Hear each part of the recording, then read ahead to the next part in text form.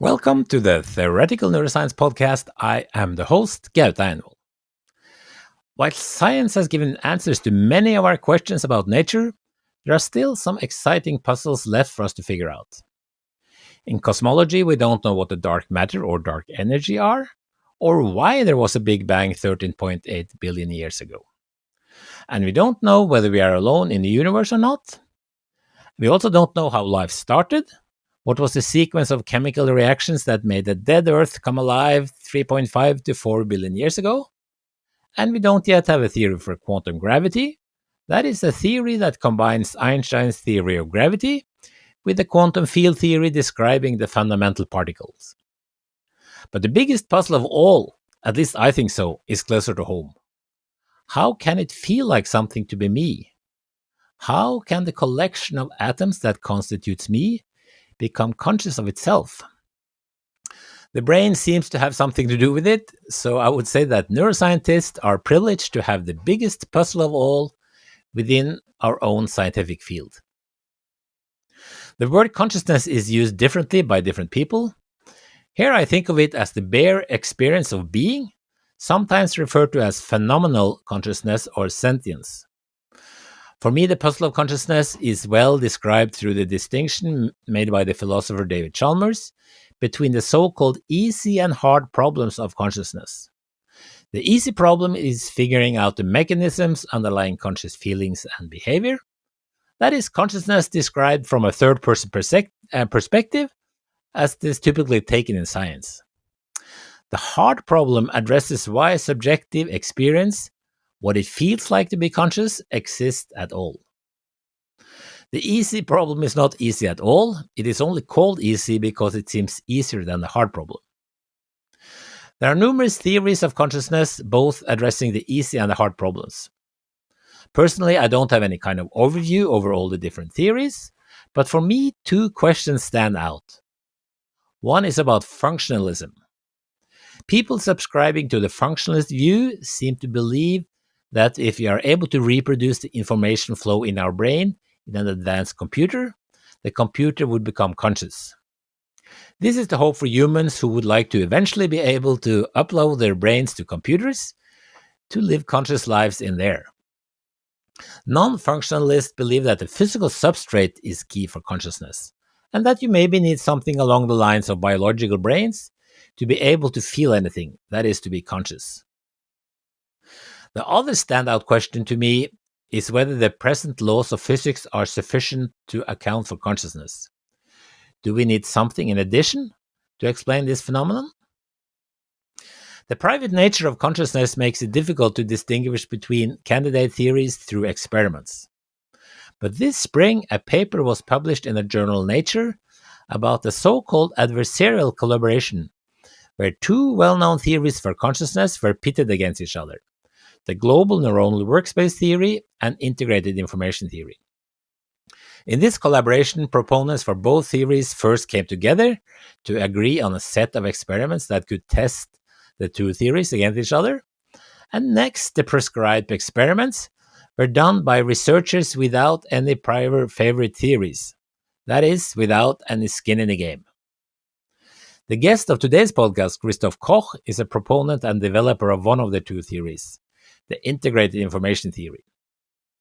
He's a friend and collaborator of mine and visited Oslo this summer, so I took the opportunity to have him as a guest on the podcast to talk to him about the adversarial collaboration and integrated information theory in particular. As of now, I don't have a favorite candidate theory for consciousness, but I find integrated information theory exciting, since it is very bold and ambitious, as it is an attempt to make a general theory for consciousness that is not only applicable for human brains, or any brain for that matter. The theory also comes up with a way to, in principle, calculate what the person is conscious of. In the podcast, we first spent quite a bit of time on explaining what the integrated information theory is all about. And next, we talk about the Global Neuronal Workspace Theory before describing the adversarial collaboration and the three specific tests that were designed to distinguish between the two theories based on measurements of electric and magnetic brain signals, as well as functional MRI. Christoph has written several excellent books on consciousness. The last one, Then I Am Myself the World, came out last year. Links to all these books can be found on the episode homepage. While preparing for the podcast, I enjoyed listening to the audiobook Lights On by Annika Harris.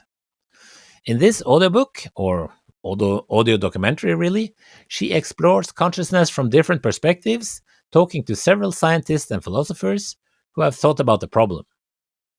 If you're interested in diving into the topic in more detail, this could be a good source. Note that there is no video recording of the present podcast. As regular listeners might know, I have put up a site at patreon.com to help fund the production of the podcast. It's not too much expenses involved, mainly the fees for using the podcast recording program, distributing the podcast, and hosting the website. I really appreciate those of you who have signed up as Patreon supporters. Thanks a lot. But I'm not quite there where all my expenses are covered, so I would be happy and grateful if more people could pitch in. If you want to support the podcast, go to patreon.com/theoretical neuroscience podcast and choose a membership of your liking. For example, at the cost of $1 per month.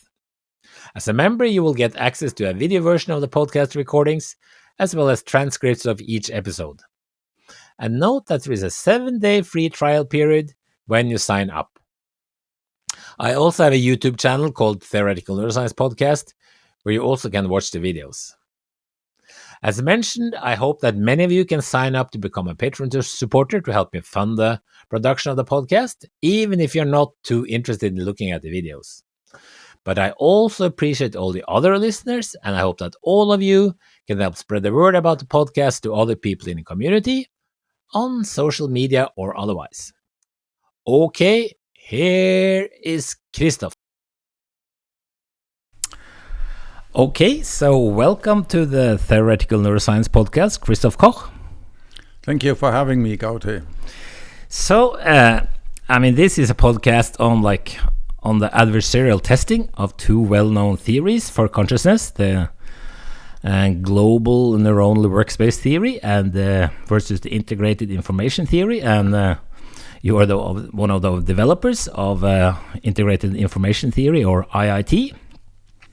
So we're going to focus quite a bit on IIT in this podcast. I've always been sort of interested in learning about the details of IIT, so we're going to get a little bit into the details. But a key starting point for the discussion is sort of like what's the hard problem versus the easy problem of consciousness. Okay, so this is a term introduced by David Chalmers, although the philosopher David Chalmers, although it goes back much earlier, of course, like almost anything in theory of mind. And he claims there's an easy problem, which is what are the mechanisms that underlie any conscious perception. Clearly, we know there's a lawful relationship between the physical world, including my brain, and conscious experiences, right? As a blow to the head will attest. If you hit me hard enough, I will lose consciousness.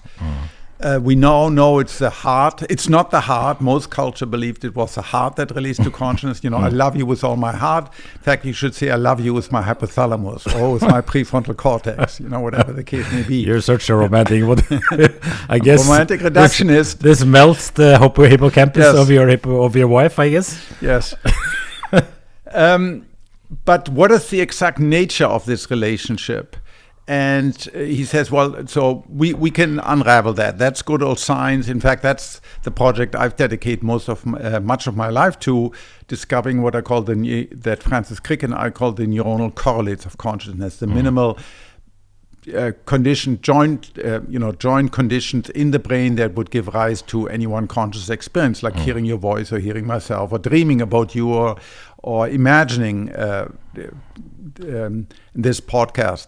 The hard problem is showing how any piece of matter can have consciousness. How can a piece of matter, a piece of furniture of the universe, subject to all the same laws of quantum mechanics and relativity and whatnot, love? How can it hate? How can it see? How can it? That's the hard problem, according to David Chalmers. Now, not everyone, because he says it's hard with a capital H, will never be able to solve it.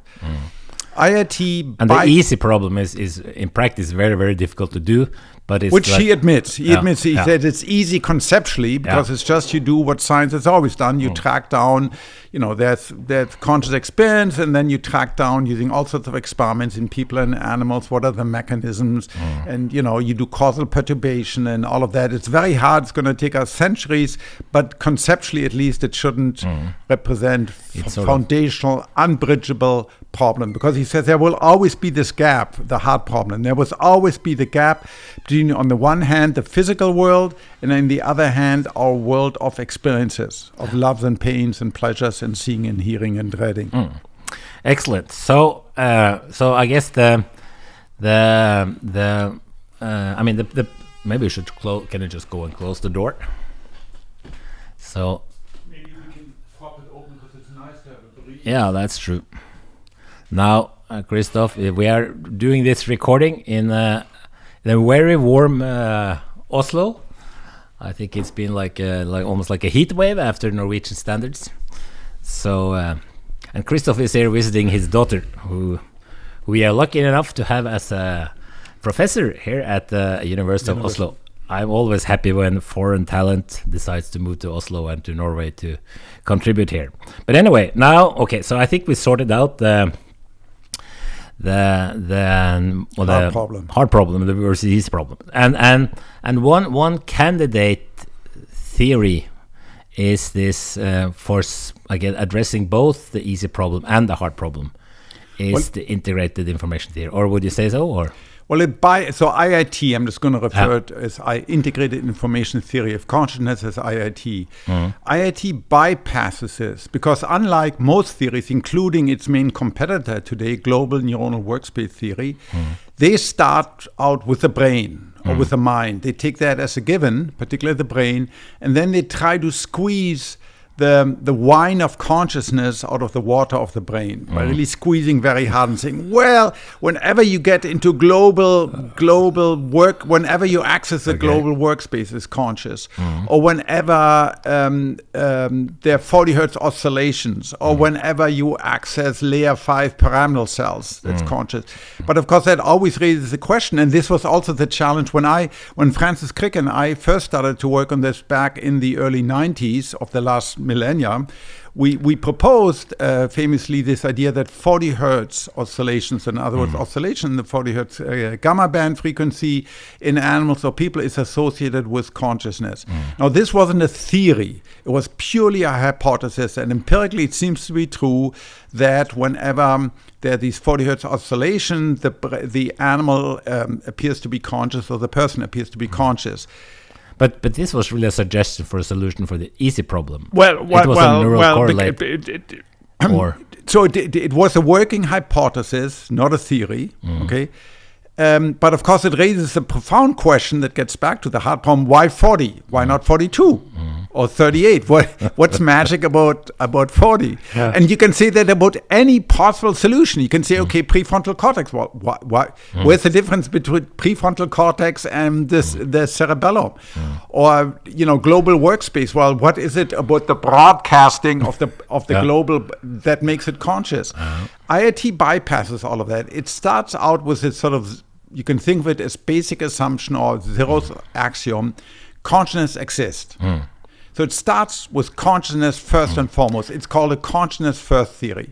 While most other theories are in the opposite camp, they say no, what really truly exists is the brain. Okay.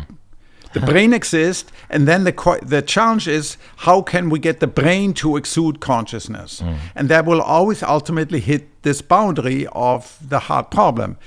IIT avoids that by not starting with the brain at all. It doesn't mention the brain at first. It says consciousness exists, and then it has these 5 fundamental axioms that it says these axioms are true about any possible conscious experience.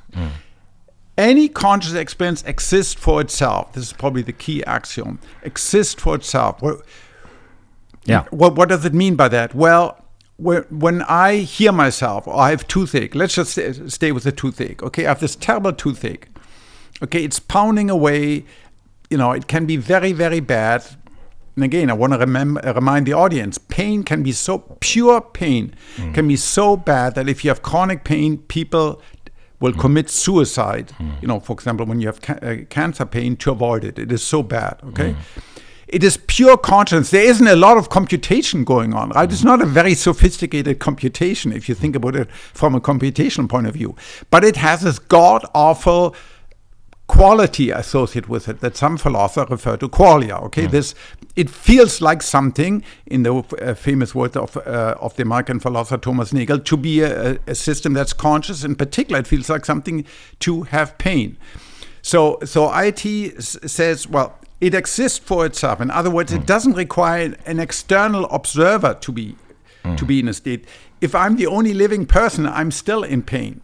Right, and it is for me that the system is painful. You, as a doctor, looking at me, or my spouse looking at me, you can feel empathy, right? But that's indirect. You do not access my pain. My pain is private. That's what we mean. Subjective. It's only associated with this particular system. It exists for itself, and in fact, consciousness is the only thing that has this property of existing for itself. Other things only exist for others. Everything else in the world, including my brain, it doesn't exist for myself. Only my consciousness. Tonight you're going to go to sleep, Gaute, and the world will disappear for you. At some point, so early on at night, you will truly not exist for yourself anymore. There will be nothing what it is like to be Gaute. And then at some point later on in the night, you will wake up and you will have experiences, conscious experience. You fly, you meet long lost, lovers or pets, or you'll have disputations, you fight, etc. Now we're talking about dreams. They're conscious states. They're different from waking consciousness. You don't have a highly developed sense of self, but they're clearly conscious states. So there you exist for yourself. Right. First, you didn't exist for yourself in deep sleep, delta wave sleep. You still exist for your body, of course, still exists for others. Your wife can look at you and can see, oh, Gaute is there sleeping, but you don't exist for yourself. Only when you're conscious do you exist for yourself. And this is the fundamental division in the universe between things that exist for themselves, and only conscious things exist for themselves, and everything else. The vast cosmos, the vast stars and supernovas, mountains, atoms, they all exist, but only exist for others. Okay? So IIT says that's number one. Consciousness exists for itself. B, it's highly specific. Any one conscious experience, for example, this pain, it is very specific. There are trillions, it's a random number I picked, there's a very large number of different pain states. I can have pain in my left toe, in my right toe, in my left tooth, in my upper tooth. I can have all sorts of body. I can have psychic pain, when someone has died, etc. So, and of course I can have pleasures and seeing and sight. So it's each one experience is very specific. It's definite.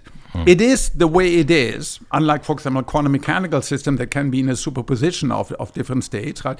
Any conscious experience is definite. Even when I'm, let's say, in the mountain here in Norway, like we experienced at Lofoten Island early in the morning, there's fog. You're driving through the fog. It looks very indistinct, but it is very specific, this indistinctness, this vagueness, right? You can sort of make out the outline. Maybe there's a mountainside. I can sort of vaguely guess through the fog, but it is this specific way it is.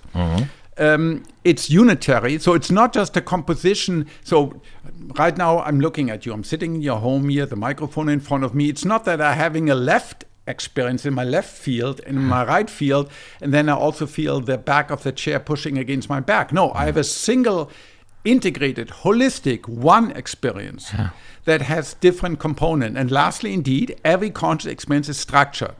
For example, when I look at something, even an empty canvas, in the blackest of night, polar night, no stars, just black. Well, there's already left, right, up, down, there's close by, there's far away, so there are all the spatial relationships. So or relationships in time. So any experience has these properties. It exists for itself, it's definite, it's specific, it's one, and it's only one. So these are what's called 5 axioms of IIT. And I guess you have the zeroth axiom just saying that there is something like experience. So consciousness exists. Yeah, because of course many people, some philosophers claim that we're just, most famously Dan Dennett, some of the Churchlands, etc., claim that consciousness doesn't really exist. We're terribly confused about it. There really isn't anything like qualia. I had this debate with in fact, this is at the time when we wrote letters with Dan Dennett, where I had to abort a climbing trip in the Sierra because of this god-awful toothache. You know, it got so bad, you know, I had to go home, had to go to a dentist. And to tell me, well, sorry, Christoph, you're just confused about it. There is no pain. You're simply confused about it. It's a conceptual confusion. It's just bullshit.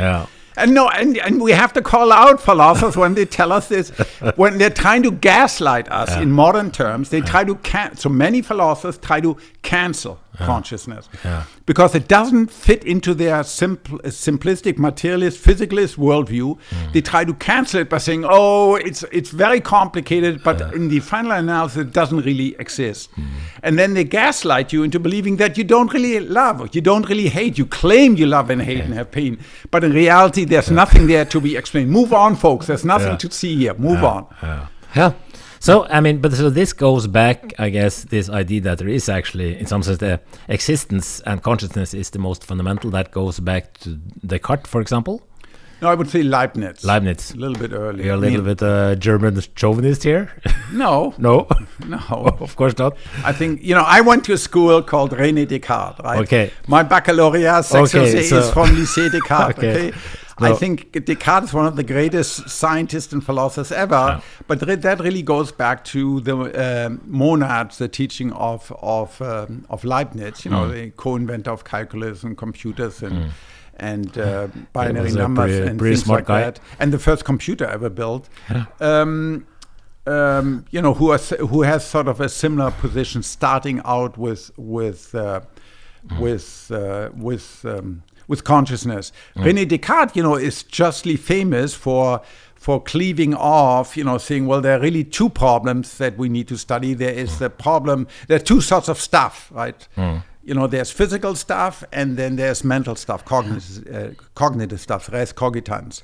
And of course, so he wouldn't have to worry. Of course, the church, there are a number of reasons why he may have proposed that. One of them is, it's only 20 years before that Galileo, got arrested or put on a house arrest, and Giordano de Bruno got burned at the stake in 1600.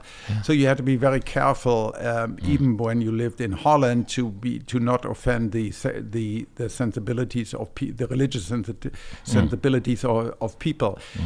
And then what has happened is interesting over the last 450 years since Descartes. So when did Descartes live? He lived like late. Well, he died in 1649, I think, in Sweden. Oh.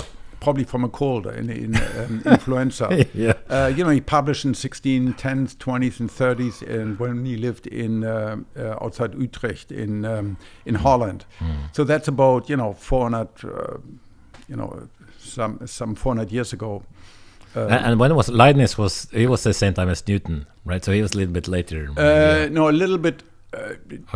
Did I read? I think they may have met. Leibniz and Descartes? And Descartes, they may have met, but there is certainly no correspondence, as far as I know, and between them. And the modern materialism, aka what we now know as physicalism. So physicalism is a term that was first used by the Vienna Circle in 1920s. It came out of materialism, and that really arose sort of the idea that two sorts of stuff, mental and physical. And of course, as people over the 19th century were less and less inclined to believe in any of the mental stuff because that's associated with the traditional soul, they just stuck to the physical stuff. And until the invention of quantum mechanics, not even special and general relativity, it was very clear what physical stuff meant. It meant this sort of hard things, atoms, atoms and the void, going back all the way to the Greek. So it really evolved out of that. And then, of course, quantum mechanics happened, and then things became much more complex again. And now what to me as a physicist and a consciousness student is so fascinating, that given the great difficulty of defining actually what's meant by the physical in quantum mechanics, without quantum mechanics it would be very easy to define, right? every particle has a state, its location and its impulse, its velocity. So in 3D space, 6 numbers. And once you can specify those with arbitrary degree of accuracy. It doesn't depend on any observer, and that's just it. And as Laplace famously said, once you describe the entire universe in terms of their location and velocity, then that's it. Everything becomes perfectly predictable to a pure intellect, right? But now with quantum mechanics, that's not the case anymore. And, with the entanglement, what Einstein called spooky action at a distance, with Wigner's-Friend paradox, etc., where we are now in a position where it's really very, very difficult to define what we mean by the physical. And it's certainly not your grandfather's version of physicalism anymore, right? Because entanglement, you can have 2 particles that are entangled, they can be arbitrarily far away, and yet if you observe one or measure one, instantaneous, the state of the other one is determined. That is not my grandfather's materialism, right? And so that gives rise to the idea that beyond physicalism, at least beyond physicalism is standardly defined, maybe we do need to incorporate consciousness in our fundamental description of events, that there may not be any absolute events that are true, where it's just a matter of fact that the system is in this state without having an observer there to describe it. And then, of course, the question is, does this observer have to have a PhD in physics? Is the observer defined by being conscious? So could a mouse suffice, a mouse that's conscious? Or is it just a bunch of, a large number of particles that sort of decohere? So these 5 axioms, they were, I think this IIT was initiated by Giulio Tononi, right? Oh yeah, it's all due to the work of the American-Italian psychiatrist, neuroscientist. He is an MD and a PhD, Giulio Tononi, who's now since many years at the University of Madison at the University of Wisconsin in Madison.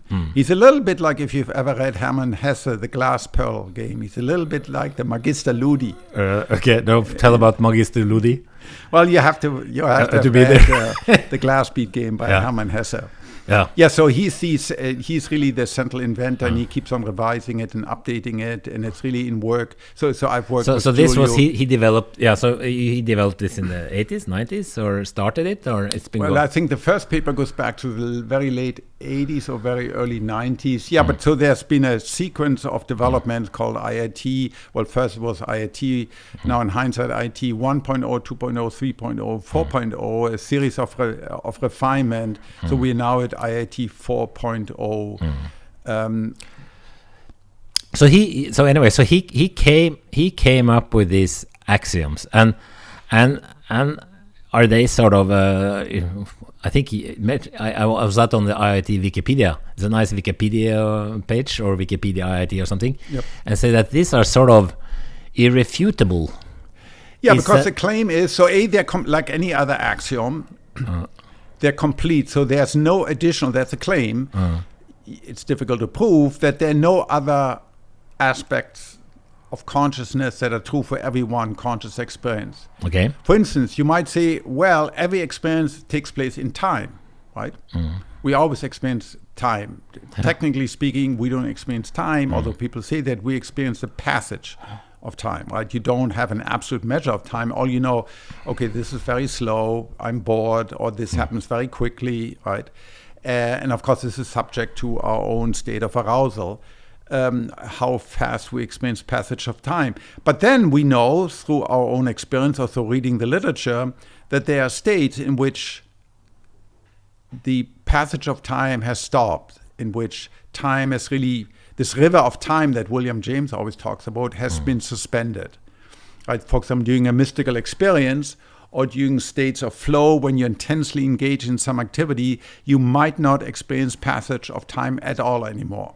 I, for example, had a near-death experience, and in this near-death experience, it didn't last too long. It wasn't too short or too long. It simply was.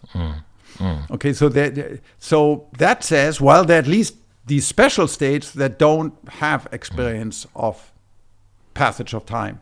Other people have said, well, what seems to be always true, there's always perspective. I'm always looking at things. It's always me looking out at the world. But again, that's certainly true for people that are visual, but blind people may not have that experience, for instance. And for example, it's really interesting, if you lose one eyesight, your perspective changes. So it seems to be true for creatures that are visual, that seem to look out at the world, but doesn't seem to be a universal aspect. So the claim is that these are complete. The other claim that Julie makes, that these are non-refutable. What would it mean for an experience to be non-definite? So that would mean I have pain and non-pain simultaneous. But I mean, so I think this is... That doesn't make any sense. No. Either I'm in pain or I'm not in pain. I can't be in both states at once. I mean, of course, what you can do, you can oscillate back and forth. So, for example, with some visual illusions, if you pay attention to one or the other aspect, you can see, for example, there is this bistable illusion, the duck and the vase? No, wait. That's the vase and the faces. Yeah, for example, the vase and the faces. And depending on where you attend, you can see one and the other, but that oscillates in time. It's not simultaneous, right? So the claim is that you cannot imagine what it would be not to have a unitary experience, not to have a specific experience, not to have an experience for yourself. What does it mean for an experience not to be for myself? You can have experience, but then that's not my experience. My experience is always for me, for the subject itself. And even if I'm alien, the claim is broader. Even an alien, the claim, an ET or computer, if the computer is conscious, still would have these 5. Every experience would still be subject to these 5 axioms. Because I guess, these are, I read these axioms, I can certainly agree that they fit to my experience with consciousness. But you're saying that it's also for any kind of consciousness, it would be correct necessarily the case. That's a claim. That's a claim. How do you prove that? I don't know how you prove that. No. I guess you would have to give me a counterexample of some other universally true experience. Okay, that's the homework for the for the student. Yes. For the listener. Okay, and then you have this the 5 postulates of IIT. So what's how do you well in general, what's the difference between an axiom and a postulate? Here they are actually, they mean something else different. Yes. So axioms are true observations of phenomenology of consciousness. But now we are scientists, so we want to infer something about the underlying substrate. Okay, so IIT is a realistic theory. It assumes there's an external world. It's not idealism, although some people, it's adjacent to idealism because it takes it's a consciousness first approach. But unlike, let's say, analytic idealism a la Schopenhauer, a la Bernardo Kastrup, it asserts there is some physical substrate. And in fact, you need the substrate for consciousness. Because idealism, then in some sense, you start with a spirit and you get them. No, not spirit. Why call it spirit? You start with consciousness. Okay, so that's according pure to idealism. Yeah. Well, Schopenhauer. Let's just stay with Schopenhauer. Or it's modern representative, analytic idealism of the computer scientist and philosopher Bernardo Kastrup in Holland. Okay, you should definitely have him on. Very, very smart guy. So it says, ultimately, the only thing I have ever access to, and you also, Gauter, you don't have access. You don't have access to atoms, direct or superstrings or Higgs boson. All you know is what you see, what you hear. You're looking at an oscilloscope. Well, that's mediated through your conscious sight. You hear other people. Well, that's mediated through conscious hearing. So ultimately, the only thing we have direct acquaintance with is consciousness. And idealism says all the way out to the beyond the horizon, there's only consciousness. And it doesn't deny the existence of an external world. It doesn't say, well, you can jump in front of a speeding bullet or truck. No, because there is an external world. But ultimately, this so-called material world is a manifestation of something mental. So ultimately, everything is mental. Schopenhauer said everything ultimately is the expression of will. He called it will. It's just a name given, well, it's not just a name. So for him, this mentality is will, in a sense that there's this undefined something that follows its own law. It always wants something. Because a hallmark of will, whether you see it in humans or in animals, it always wants something. And once it has achieved that, it still wants something more, right? It's without end. You always want. You want more. You want sex. You want food. You want you want money. You want more power and more power and more power. We can see it, in pathologies everywhere around us. And so ultimately, what truly exists is this mental entity that evolves around using natural laws that we might be able to access. It's not supernatural. So idealism, although some people say, well, that's a belief in God. No, there are no gods here. There's no God.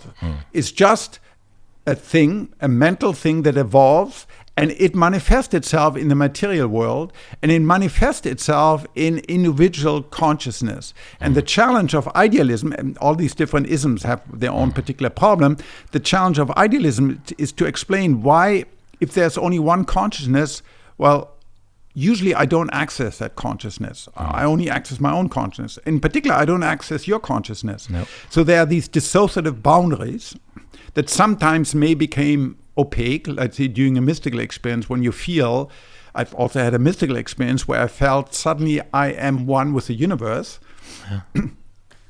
But with the exception of those, or maybe the exception of these strange states in psychiatry called dissociative identity disorder, we usually don't access these other consciousnesses. So how do you explain that?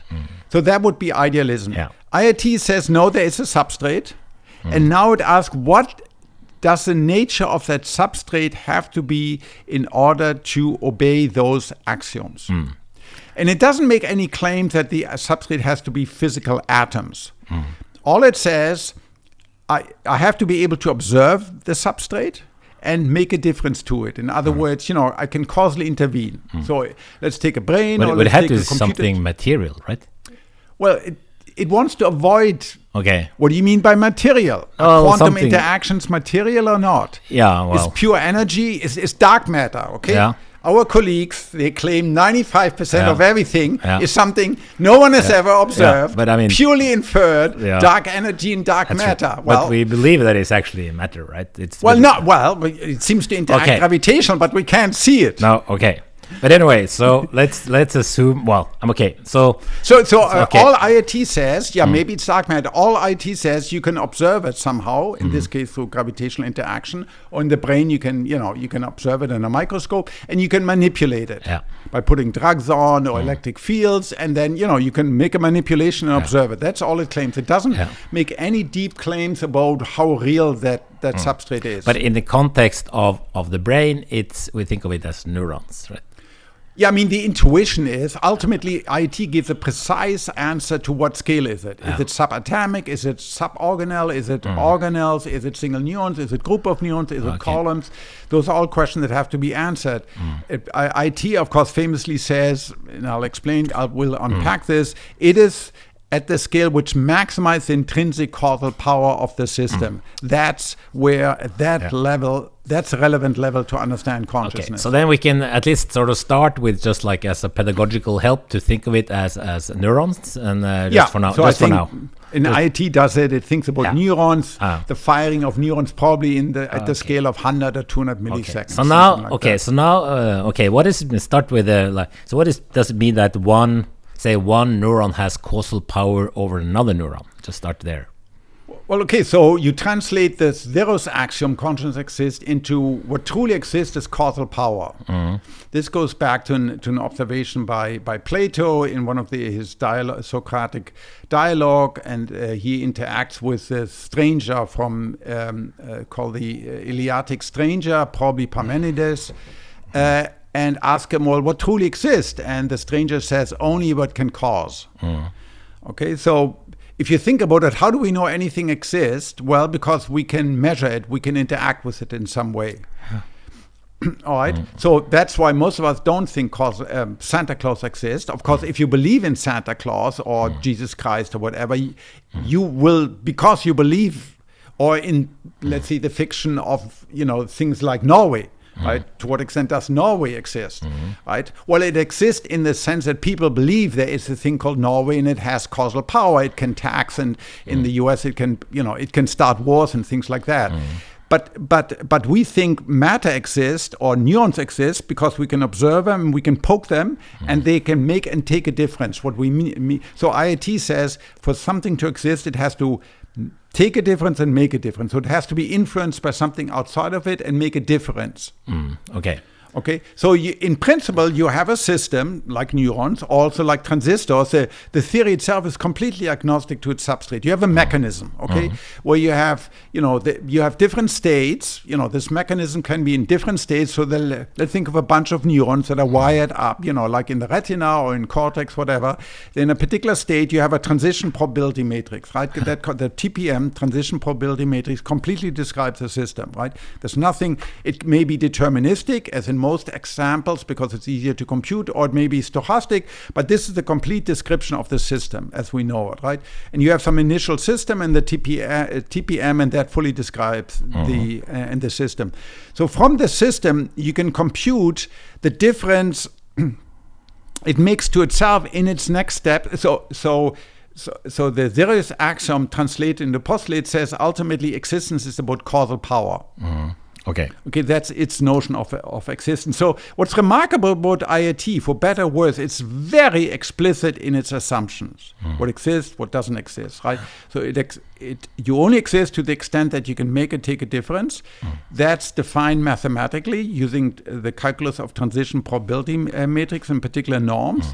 And from that, you can compute the intrinsic power that the system has upon itself. In other words, given that you're in a current state, so let's take a random system where every state is totally random. You can compute the transition probability matrix, but given it's totally random, you will end up, the current state does not determine the next state. Okay, it's totally random. So that has no causal power upon itself. It doesn't make any difference because there's something acting on it that makes its future completely indeterminate. To the extent that you can determine your future, you have more causal power. The more complex your system is, the more state it has, the more states it can evolve to. Again, the more causal power the system has upon itself. So IIT consciousness is defined as having, and phi, this notion of phi is defined as having causal power upon yourself. Because consciousness is intrinsic. So the first axiom is consciousness is intrinsic to the system.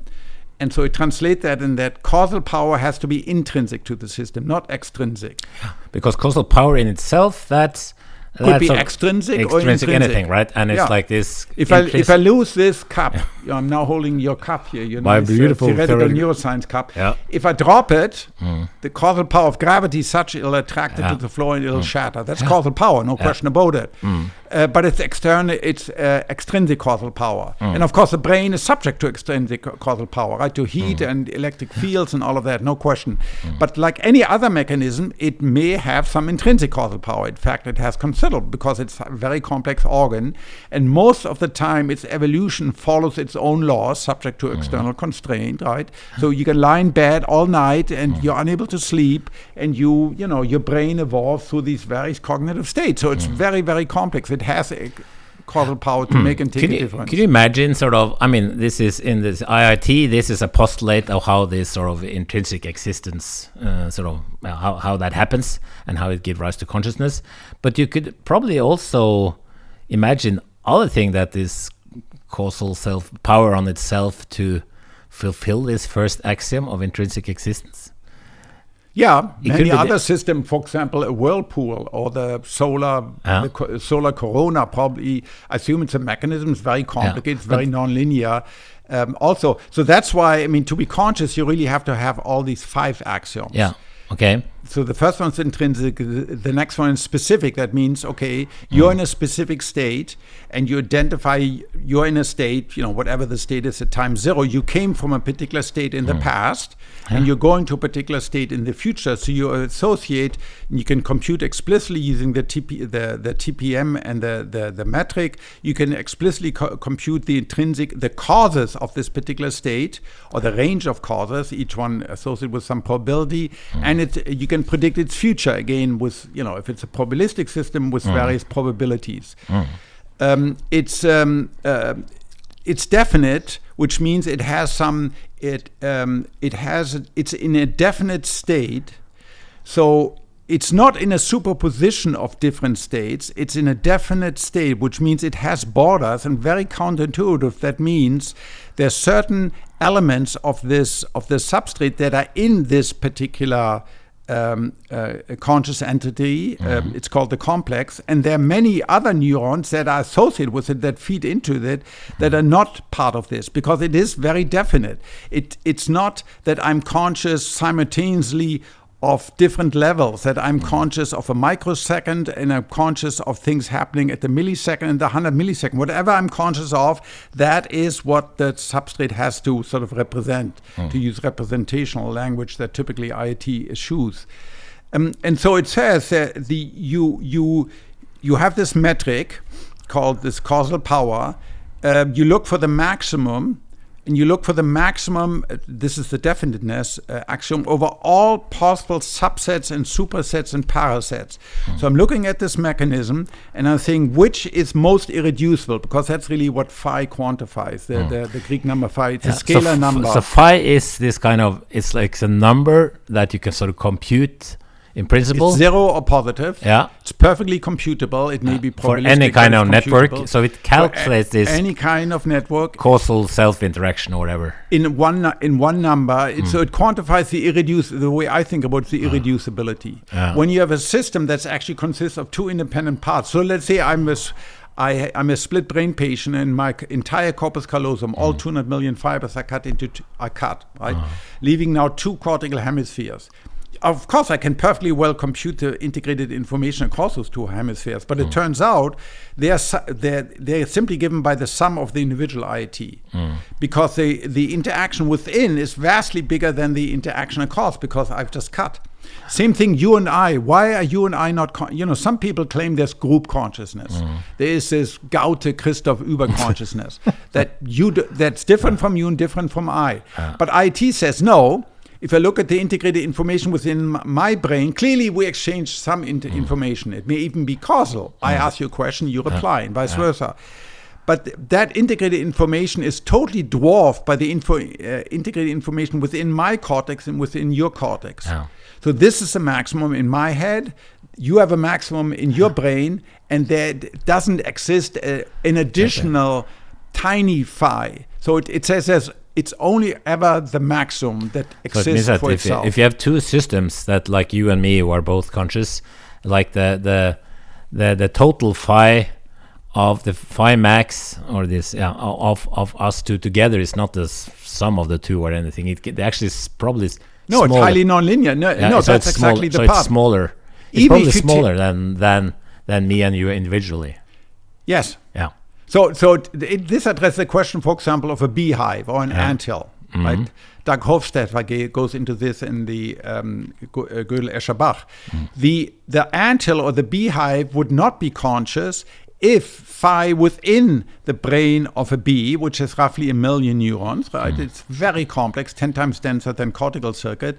If that is lower than the phi of the entire bees interacting through pheromones and mechanical vibration and who knows how, if that's bigger, then actually the individual flies or bees would not be conscious, but only the beehive. And so if you apply that to neurons, same thing. Are your neurons conscious? No. IIT says, right now, there is a substrate, it's called the complex, or the main complex, right, which includes cortex, primarily includes cortex. In fact, we'll talk about it, primarily the posterior cortex. It's not true that in addition the neurons are also conscious. No, it's consciousness is only at one particular spatial level, spatial, temporal, granular level. It's only true at whatever level that maximizes phi, whatever that may be. That may be at the microatomic level, at the atomic, at the molecular, at the organelle, whatever it is. But you go through all these levels conceptually, of course not in practice, and phi, the system is conscious at the level that maximizes the causal effect power. Okay, let's now. So it's an extreme principle that's very common, of course, in physics, right? At least action principles. Yeah, because that is sort of maybe so that in principle, if I have this network of neurons, then I can calculate this phi for all kinds of combination of subsets and everything, and then there's one particular sort of set that gives this maximum phi, and that is what you experience. Well, okay. So first of all, that is a physical substrate called the main complex. Okay. Okay.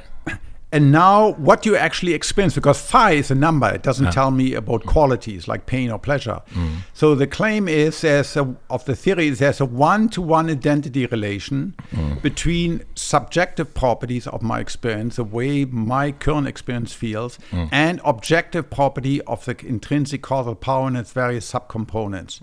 So in other words, you unfold all the causal powers. I mean, so what you have to look at computationally, you can do it. It's just, it scales as 2 to the 2 to the n. I can look at what's the effect of those 2 neurons on this one. What's the effect of those 7 neurons, that 2 of which are on and 5 of which are off, on those 30 neurons over there. So you can quickly see it scales really badly. But that's just a pragmatic, that's a pragmatic argument. Yeah. That's not a conceptual one. In principle, once you unfold the causal power of the entire subset, the claim is that is what this objective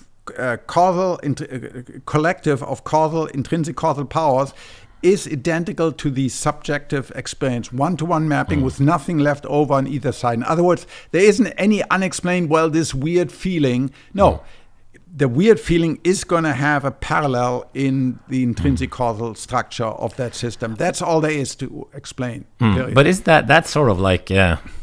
Isn't that almost like talking away the hard problem and saying that, well, why should that feel like something?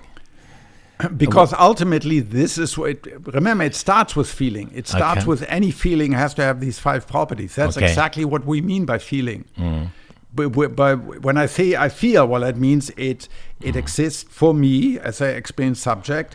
It is specific. It is definite. It is one, and it is structured. That's all there is.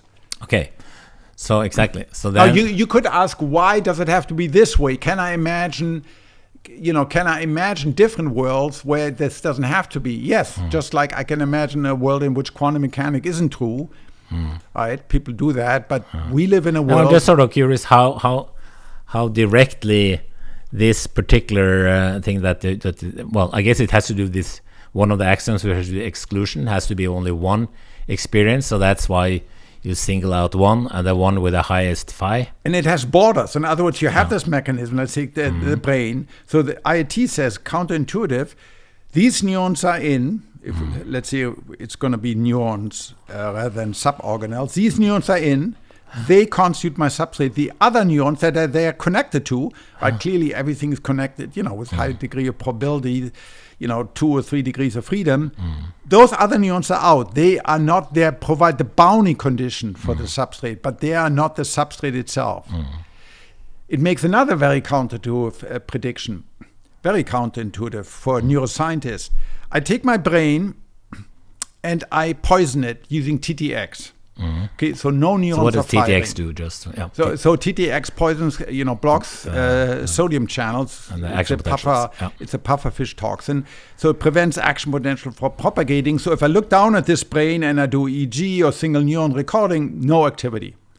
Now let's say I take the brain of a deep meditator who's in what Buddhists call a state of naked awareness, that we know from doing EEG recording has very low levels of activity. It's not delta, it's not in sleep. It has a little bit of gamma, but very little. So let's say in the limit, it also doesn't show any activity. So I look down at 2 brains. One can't fire because I've inactivated the causal mechanism through TTX. The other one could fire. It's a normal brain, but it's in a state of this weird deep meditation. IT says, although superficially they look the same, in fact, they're very different. This one, I've turned off all the causal power by my TTX injection. This one has all the causal power. So although they look the same to a neurophysiologist, the one is conscious.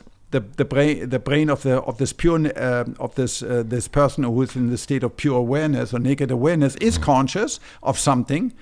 These monks typically describe it as a pure luminosity, nothing else, no self, no perception, no thoughts. Well, in the other case, you're not conscious of anything. So in this case, it's rather the radical opposite of global neuronal workspace. There's no message that's being propagated here. Right? It's not there's a message that's being sent from one brain to some other brain areas because there is no observer in the brain. It is what the difference is the intrinsic causal power. In the one case, I've turned off the causal power by my TTX anesthesia. In the other case, the causal power is fully intact, and the system chooses not to be, in some way chooses not to be, not to fire. Yeah. There's a beautiful story of Sherlock Holmes. Do you remember? Please tell. Silver Blaze. Okay. Where the dog did not bark. Yeah. Right? The critical clue that Sherlock Holmes point out to Inspector, wasn't Lestrade, but someone like him, the dog didn't bark. Yeah. He could have barked, but didn't bark. What does it mean? Well, because he knew the person who he knew because it was the owner of the dog, right? If the dog would have been poisoned, then you couldn't have made that inference. No. So, but this of finding the phi max and identifying that as that is sort of like the conscious experience at that point. Why not why the maximum? Why not like the median of phi max? I mean, it could have been another. Why phi max? I mean, in the least action principle in physics? Why is it the least action? Why not some medium action? Okay, no. And I can imagine, as I said, nosologically, I can imagine other worlds with other laws. Yeah. But in this case, it's the max because the max is a very precise, definition. So it could be otherwise. Yeah. So or it doesn't really. It's an additional assumption. Is that correct to say that it's the max and not something else? Yeah. So I think it is true that to go from the axioms to the postulate, that may not be unique. The axioms are unique, but I think there are probably different ways you can instantiate. So you can probably have different postulates. I don't know anyone who's done it, but it may be possible that you can have different postulates. A good question, Gaute. That still satisfies the axioms. Yeah. Anyway, so that's work to be done, maybe. But phi max, the value of phi max, also tells you something about how conscious you are, and that is the something. Quantity of consciousness. What is that really? Because I have a feeling that I'm either conscious, and it's sort of like a binary thing. I'm either conscious or not. I understand that I'm in. Well, think about it. Do you think you were as conscious now as you were as a baby? Oh, well, exactly. Well, I don't really know, but I guess the problem also with the baby, I might not remember, right? Okay, as a little child. Yeah. Before you experience love, sex, rock and roll, alcohol, drugs, before you experience the joy of physics, before you knew about music and aesthetic. I understand that the content of consciousness is maybe richer. No, but also the number, so it quantifies the number of different, how many differentiations you can make. So if you enter a new field of science or language or art or anything, first on, you don't make a lot of distinctions. It's all sounds the same. But for example, in music, or if you're interpreting X-rays or MRI, as you become more trained, more schooled, you begin to see patterns that before you didn't look. You looked at the same thing, but you couldn't see it. So you learn to differentiate. So you learn to your brain wires up specific mechanisms that respond to very specific conjunction or disjunction of particular features in that. So I think larger phi means you can make more differentiation, you can make more abstract differentiation. Look, as a little kid, you did not make a lot of abstract. Your level of abstraction was very low, and as you become more sophisticated, so you think you're at your peak of your phi max now?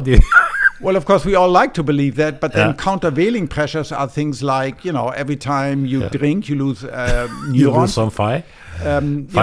Dementia and other things where we all know in our own experience looking around at the world that people who are old, typically, the world becomes shrinks, right? At the end, it's just about their pains or their pleasure, and they can talk to you about hours about their particular bodily pains, right? So it shrinks, and so it changes across your lifetime. It changes when you haven't slept very well, when you just got out of bed, you haven't had your coffee. So it has diurnal fluctuations. It has organism over the lifetime, and of course across individuals, there's no doubt. Just like IQ is different. The phi may be different across individual, and of course it's also different across species. My dog is highly conscious. I love my dog, but my dog doesn't know about representational democracy or Bitcoin or general relativity.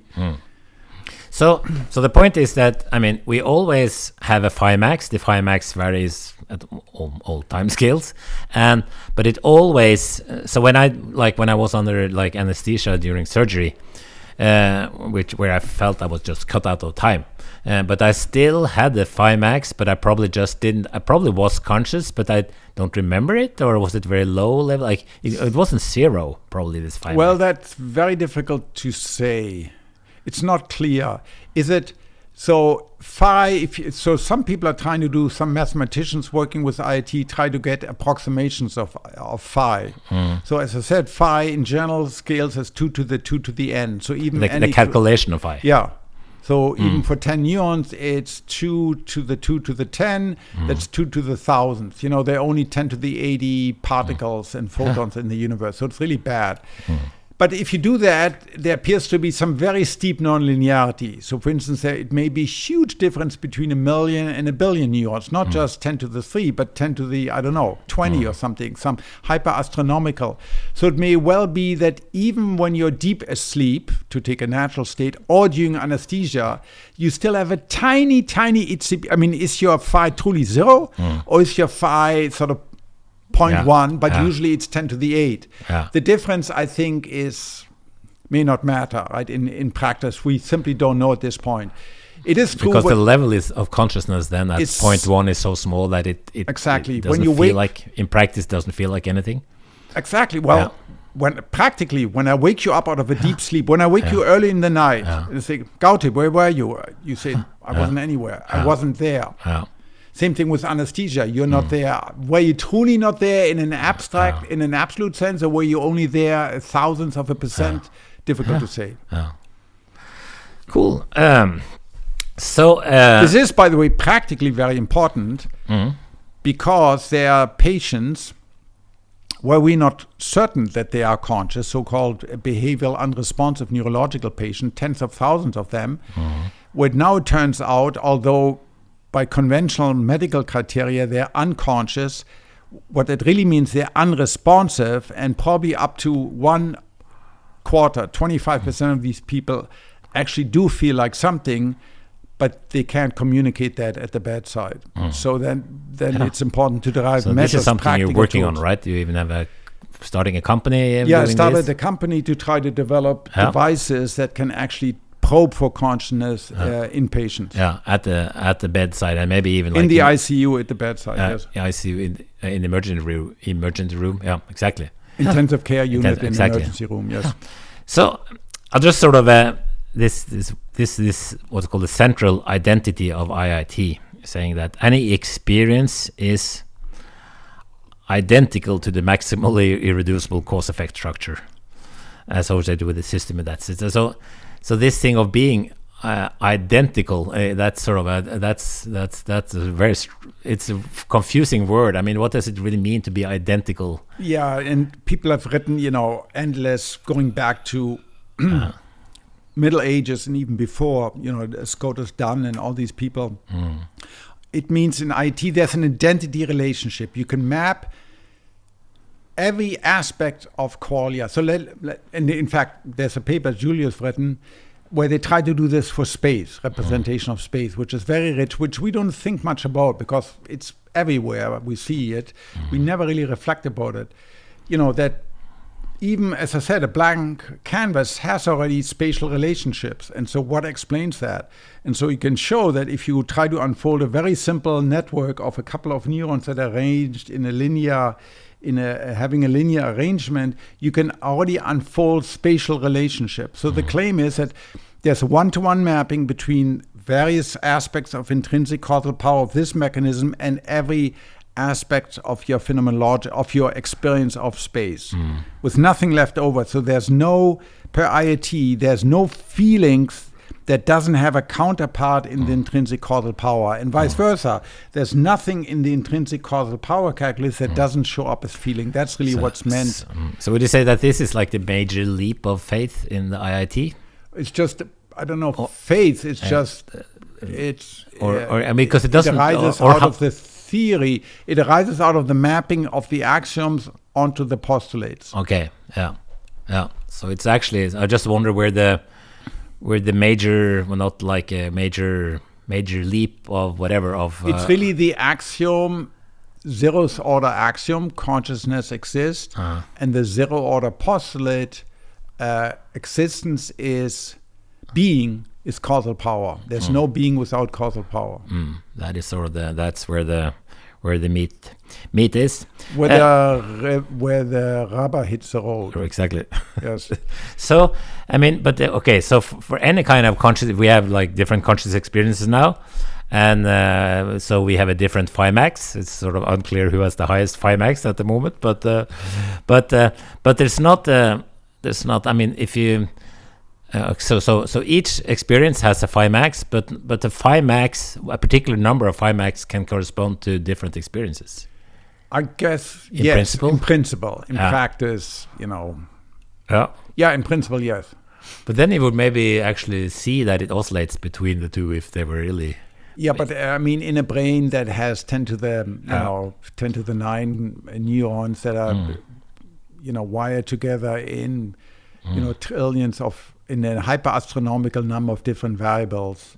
I think you can think about that, but I'm just thinking when you sort of look at these sort of like these illusions, and you sometimes sometimes see a vase and sometimes two faces, and sometimes you oscillate between them. So you would think that maybe they have like very similar phi max, and probably.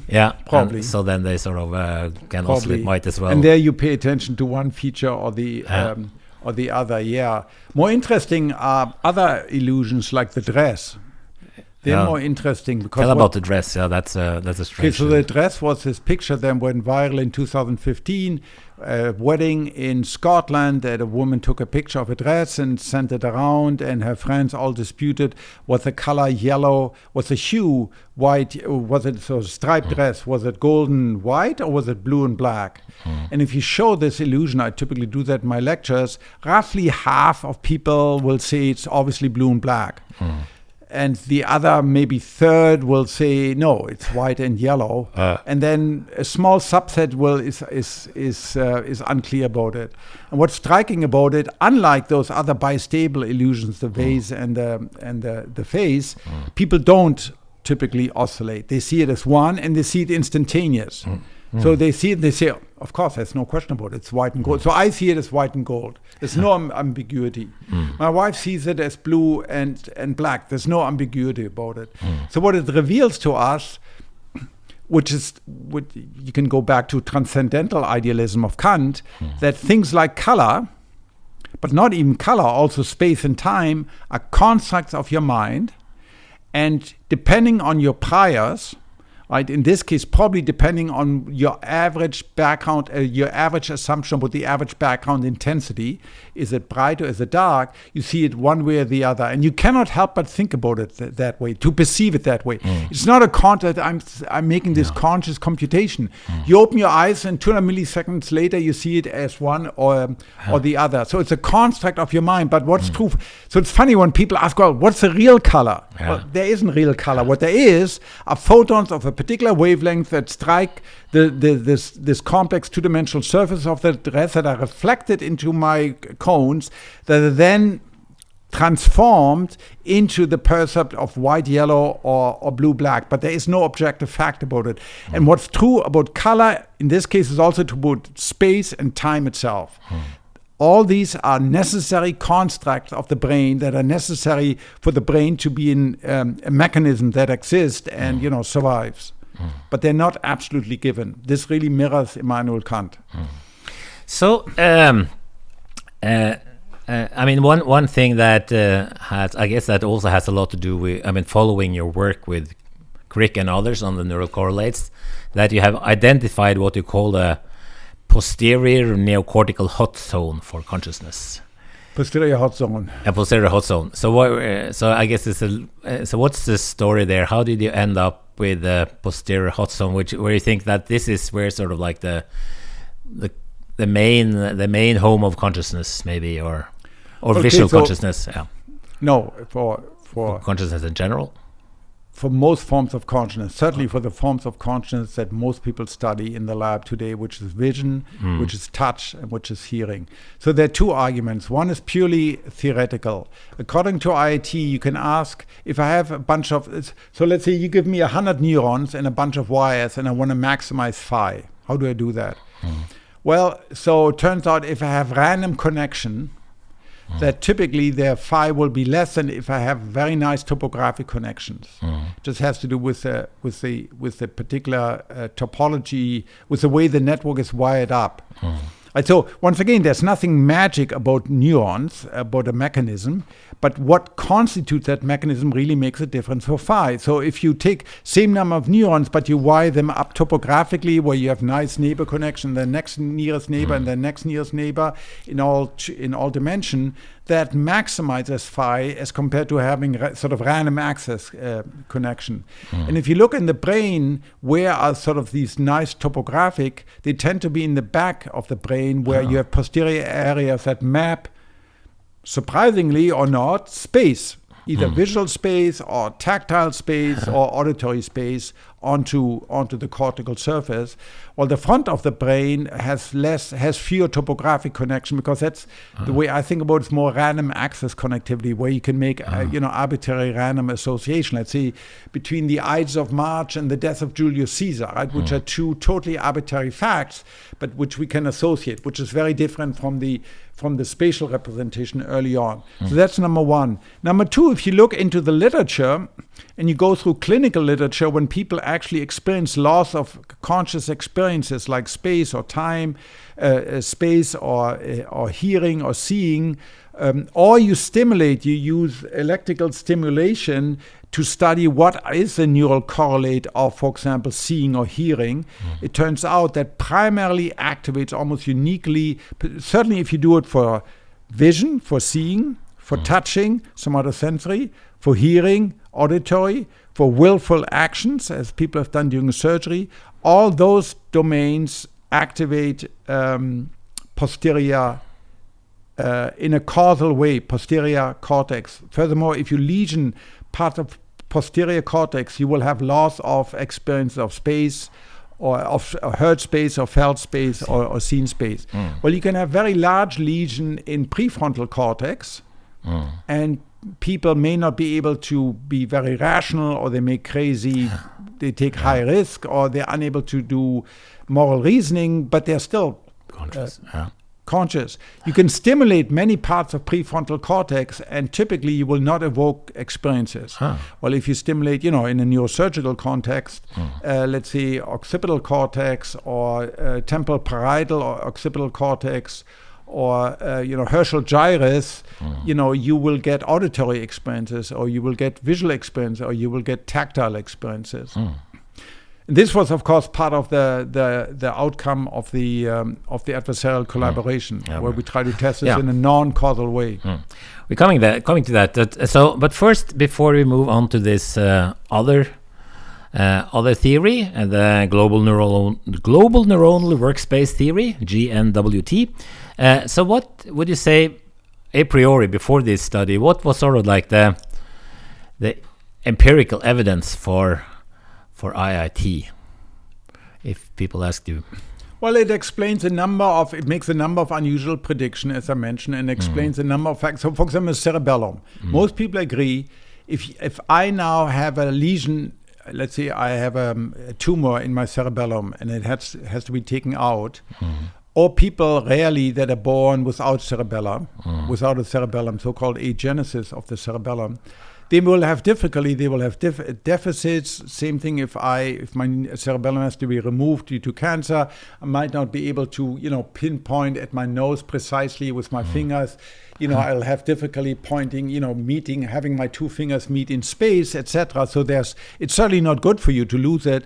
But none of these patients complains about loss of conscious aspect. It's not suddenly they don't hear or see or lose one particular conscious modality. So that's a remarkable fact that has to be explained, because after all, 80% of neurons in my brain, famously the 86 billion neurons in 4 aged Brazilian men, 69 of them are in the cerebellum, the tiny granule cells. Okay, so why is it that the cerebellum does all sorts of computation but doesn't seem to be associated with consciousness? Well, if you look at the architecture, it has two remarkable features. It's not really a three-dimensional circuits, if you look at it. It's really a series of two-dimensional slabs that are primarily feed-forward without excitatory feedback. It's quite remarkable. So typically, when you stimulate cortex, you get reverberant current and feedback current, you get excitation, etc. In the cerebellum, you typically don't get that. Okay, so it's a feed-forward structure organized in two-dimensional slabs rather than a truly three-dimensional one. So according to IIT, if it's purely feed-forward, in fact, IIT says this explicitly, any purely feed-forward network has no phi. The phi is zero. So it sort of nicely explains that. So there are a number of findings like that, why consciousness disappears during deep sleep. I guess also one thing that I think very nice thing that has come out of your work on consciousness is this consciousness meter, this SAP and ZIP method that you work together with, I guess, Massimini in Milan and so on. So Giulio Tononi. Yeah, and Tononi, yeah. So there you sort of stimulate the... Okay, so this first came out 2005 in a science paper where Tononi and then Marcello Massimini, who was a postdoc with them. So try to look at IIT at the time and try to make a very crude approximation. I mean, as we talked before, actually computing phi is very, very, very challenging for anything more than 10 or 20 neurons. So forget about doing it for the brain. But they agreed any brain should be able to have a high amount of integration and differentiating many possible conscious state, but each conscious state is integrated, it's unitary, it's holistic. So let's look at that empirically. And what they did back in this science paper 20 years ago, they knocked the brain using magnetic pulses, TMS, and then they're listening to the echoes using a high-density 64-channel EEG. Okay, and essentially what you see, we now know this, we've done an experiment at my lab at the Allen Institute using mice where you can really nicely see this. What this does, this knocking, it excites locally cortex, and then you get cortical circuits, and you get cortical thalamocortical circuits. And with optogenetics, you can show thalamus is causally involved in this particular circuit. And typically what you see in the EEG, you see a short-range excitation due to the direct magnetic pulse that excites neurons, probably layer 2, 3, and layer 5, and then they project to other cortical areas or they project to the thalamus, and then you see this hyperpolarization, this negative potential due to the activation of and the hyperpolarization of thalamus, and then you see a rebound. And if you really have a sweet spot, you see a nice rebound lasting for 200-300 milliseconds. I see. Which you don't see in deep sleep. So if you do this in deep sleep, get people used to this knock, young people sleep deprived and get them used to the knock, you see a much shorter, you see actually a bigger initial peak, but a much shorter lasting. And so then they came up with this metric called PCI, Perturbational Complexity Index, which essentially is normalized Lempel-Ziff complexity. You normalize by the source variance, you have 64 channels, so you normalize by the variance of all of that. So essentially you get a number between 0 and 1, where 0 says there's no variability whatsoever, it's a flat line. So in a dead brain, truly brain dead, you will get 0. Complexity is one number, the average. 1 would be every EEG electrode is totally independent from everyone else, never happens in a real brain, that would be 1. And in normal people, healthy, normal waking awareness, or in REM sleep, you get things like 0.6, 0.7, 0.8. In deep sleep, you get things below 0.3. And turns out, this is remarkable, and it's unexplained at this point, there's a very sharp demarcation line, 0.31, in many different sets of, we now have this in a benchmark, more than 300 people. When you take, so it's always true in normal people, when they are conscious, as in wakingness, or you wake them up and they said they were just dreaming, PCI is above 0.31. When they're truly in deep sleep, you wake them up, did you come from somewhere? No, I was nowhere, deeply asleep, it's below 0.31. When you put them on ketamine, so they're dissociated, they hallucinate, they're conscious, it's about 0.31. When you anesthetize them with various types of anesthetic, it's below 0.31. When you have truly a very deep brain coma, it's below 0.31. When it's in patients that are in a minimal conscious state where they can occasionally, blink or say something or like locked in, it's above 0.31. So in all those states, when we have direct evidence that patients are either conscious or unconscious, it behaves with 100% sensitivity and 100% specificity. Now you go to behavioral unresponsive patients. They used to be called vegetative state patients. Terry Schiavo in America is a famous one.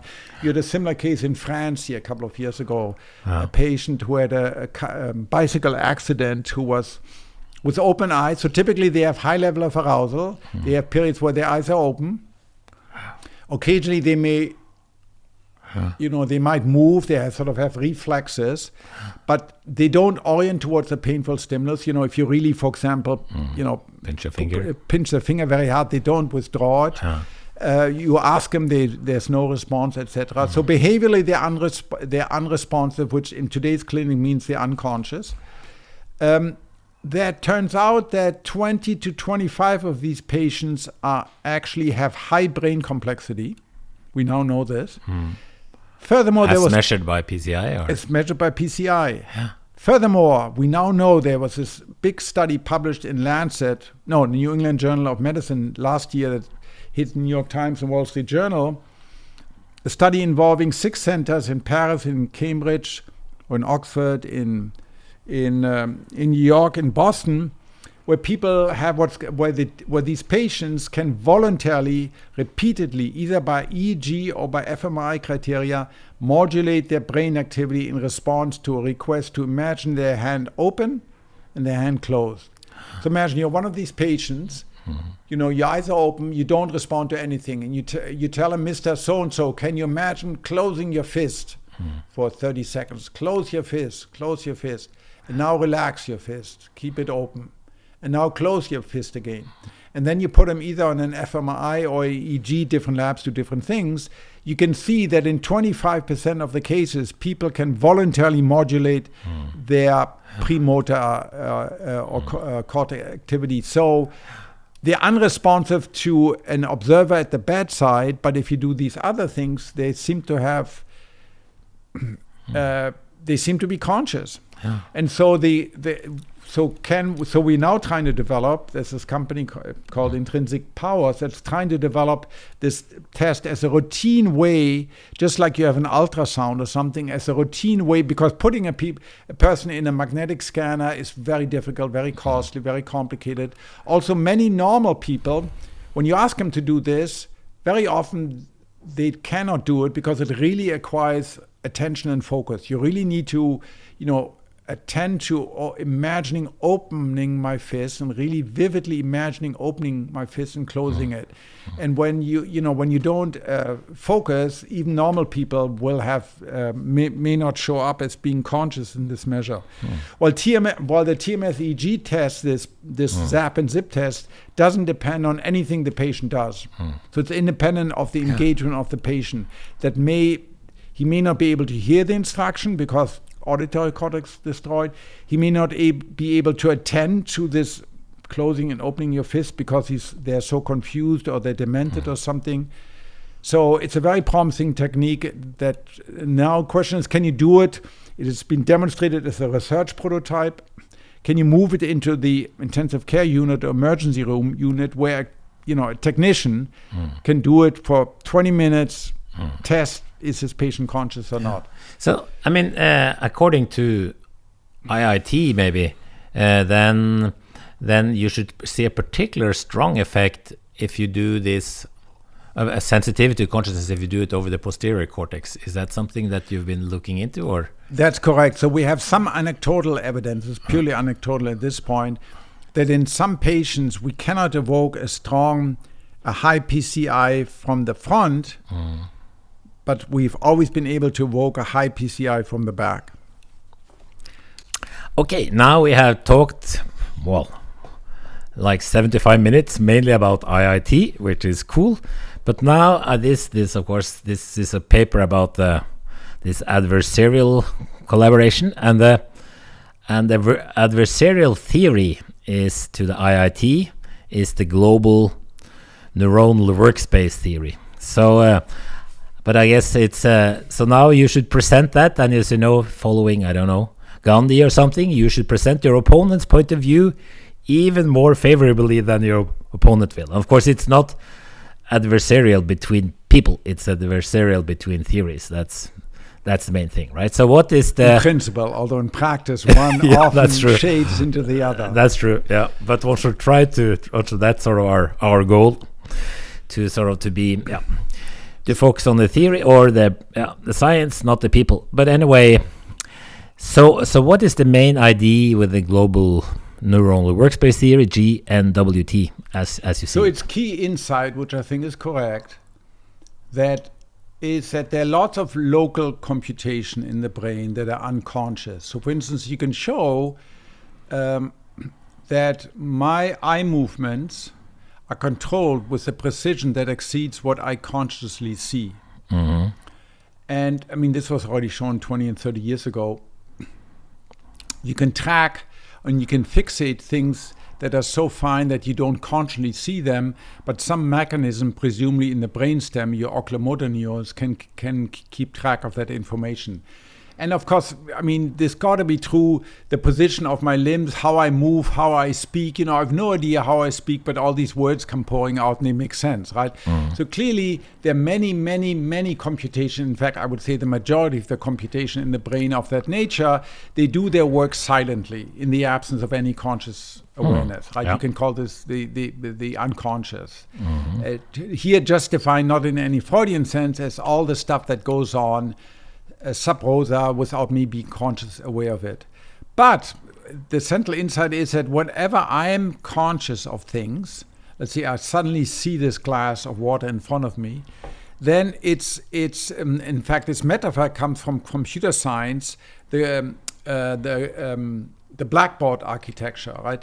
The blackboard architecture in the 50s and early 60s was the idea that you have different processes that do their work locally, but then they write something to a central processor, to a central blackboard where it's accessible to every process. So now planning and language and memory can all access the content of that blackboard, which is identical to the content of my conscious experience.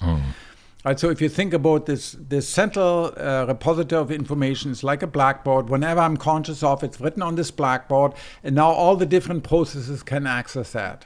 So that's sort of like the workspace part. Exactly. So that comes from Bernie Banks, that precedes sort of Global Neuronal Workspace, which is really the work of Jean-Pierre Changeux and, of course, Stanislav Dehaene, the neuroscientist, and I think he's a mathematician background. So it has this intuition, and that's a central insight.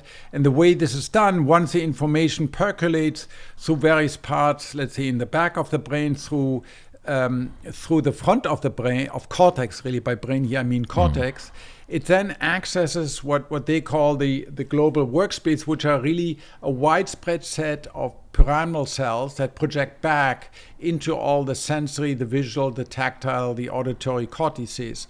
And in this act of broadcasting, so it's really per GNW, it's really this act of broadcasting information that makes it conscious. The contacting of the spreading of information back to the workspace, that is sort of from this global from the central blackboard architecture that everyone accesses. That is, as far as I understand, that is what makes it conscious. Stan Dehaene is doesn't like talking about things that don't have a direct so he's very much a functionalist. So what is a functionalist? That's because that's different from IIT, right? Yeah, so functionalist says that consciousness has, that anything has a function, one or more function, and once you instantiate those functions, so in particular I'm thinking of Turing functionalism, once the one or more function of consciousness are instantiated in a universal Turing machine, then this everything associated with these functions will be replicated. Okay. So once you understand the function of consciousness, let's say it is broadcast, and you instantiate it, then this system will be conscious. I would say that's by far the functionalism is by far the dominant metaphor in tech. Okay, because that's the hope in then science, that if you're able to replicate the function in a computer, even today's computer with the von Neumann architecture, then this also will be conscious. Right? Correct. Yeah. Correct. Because we don't believe in woo-woo anymore. We don't believe in souls anymore. What else is there to explain? And in fact, this is even in science, right? And if you look at some development of physics, like, the standard Copenhagen school says, shut up and calculate. Don't worry about what truly is. I don't know that. All I can sort of, observe and manipulate. That's also sort of a form of functioning. It's very widespread in tech, of course, for self-serving. And it may be true for intelligence. So there's this debate about are systems conscious. People routinely elide consciousness and intelligence. They're very different things. You can, as I said, there's nothing particularly intelligent about a toothache. But it can totally dominate your conscious being to the extent that people kill themselves because it's so god awful. So intelligence and consciousness may be on average evolutionary related, but conceptually are certainly very different. Intelligence ultimately is about doing things in the short term, or in the medium term, or long term, planning things, recognizing the true causal actors in the world, and adjusting your behavior accordingly. And clearly, any organism to survive has to be highly intelligent. So intelligence, functionalism makes sense for intelligence, but we simply don't know whether it makes any sense at all for consciousness. Be that as it may, Global Neuronal Workspace is functionalist, and Stan Lehane himself doesn't really like talking about qualia, this fuzzy aspect, the painfulness of pain, that what is it? It feels like something. Thomas Nagel, it feels like something to be conscious. He sort of, I would say, most days essentially denies that, or also believes, like Dan Dennett, that we're simply confused about it. The only thing we can say is neural mechanisms and input-output transformation. Yeah, exactly. So if you hope for a chance to upload your mind to internet, then you should hope for functionalism, like GNWT. But entirely. That's and I think, of course, much of this is driven by this belief in AI or in tech world that computers, their favorite tools of the tech world, are omnipotent and of course can do everything we can do, although I claim they can never be. It's really important to distinguish here between doing and being. Yeah. Machines can do anything now or soon, will be able to do anything that we can do.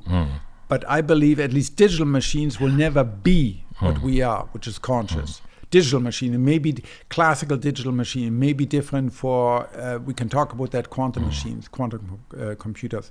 Anyhow, so to go back to Global Neuronal Workspace, it has a bunch of evidence supporting this global workspace. And so what happened was in 2017 or early 2018, a program officer by the name of David Potgieter, I really have to credit him for this, David Potgieter, working at the Templeton World Charity Foundation. There are three different Templeton Foundations. This one is in the Bahamas.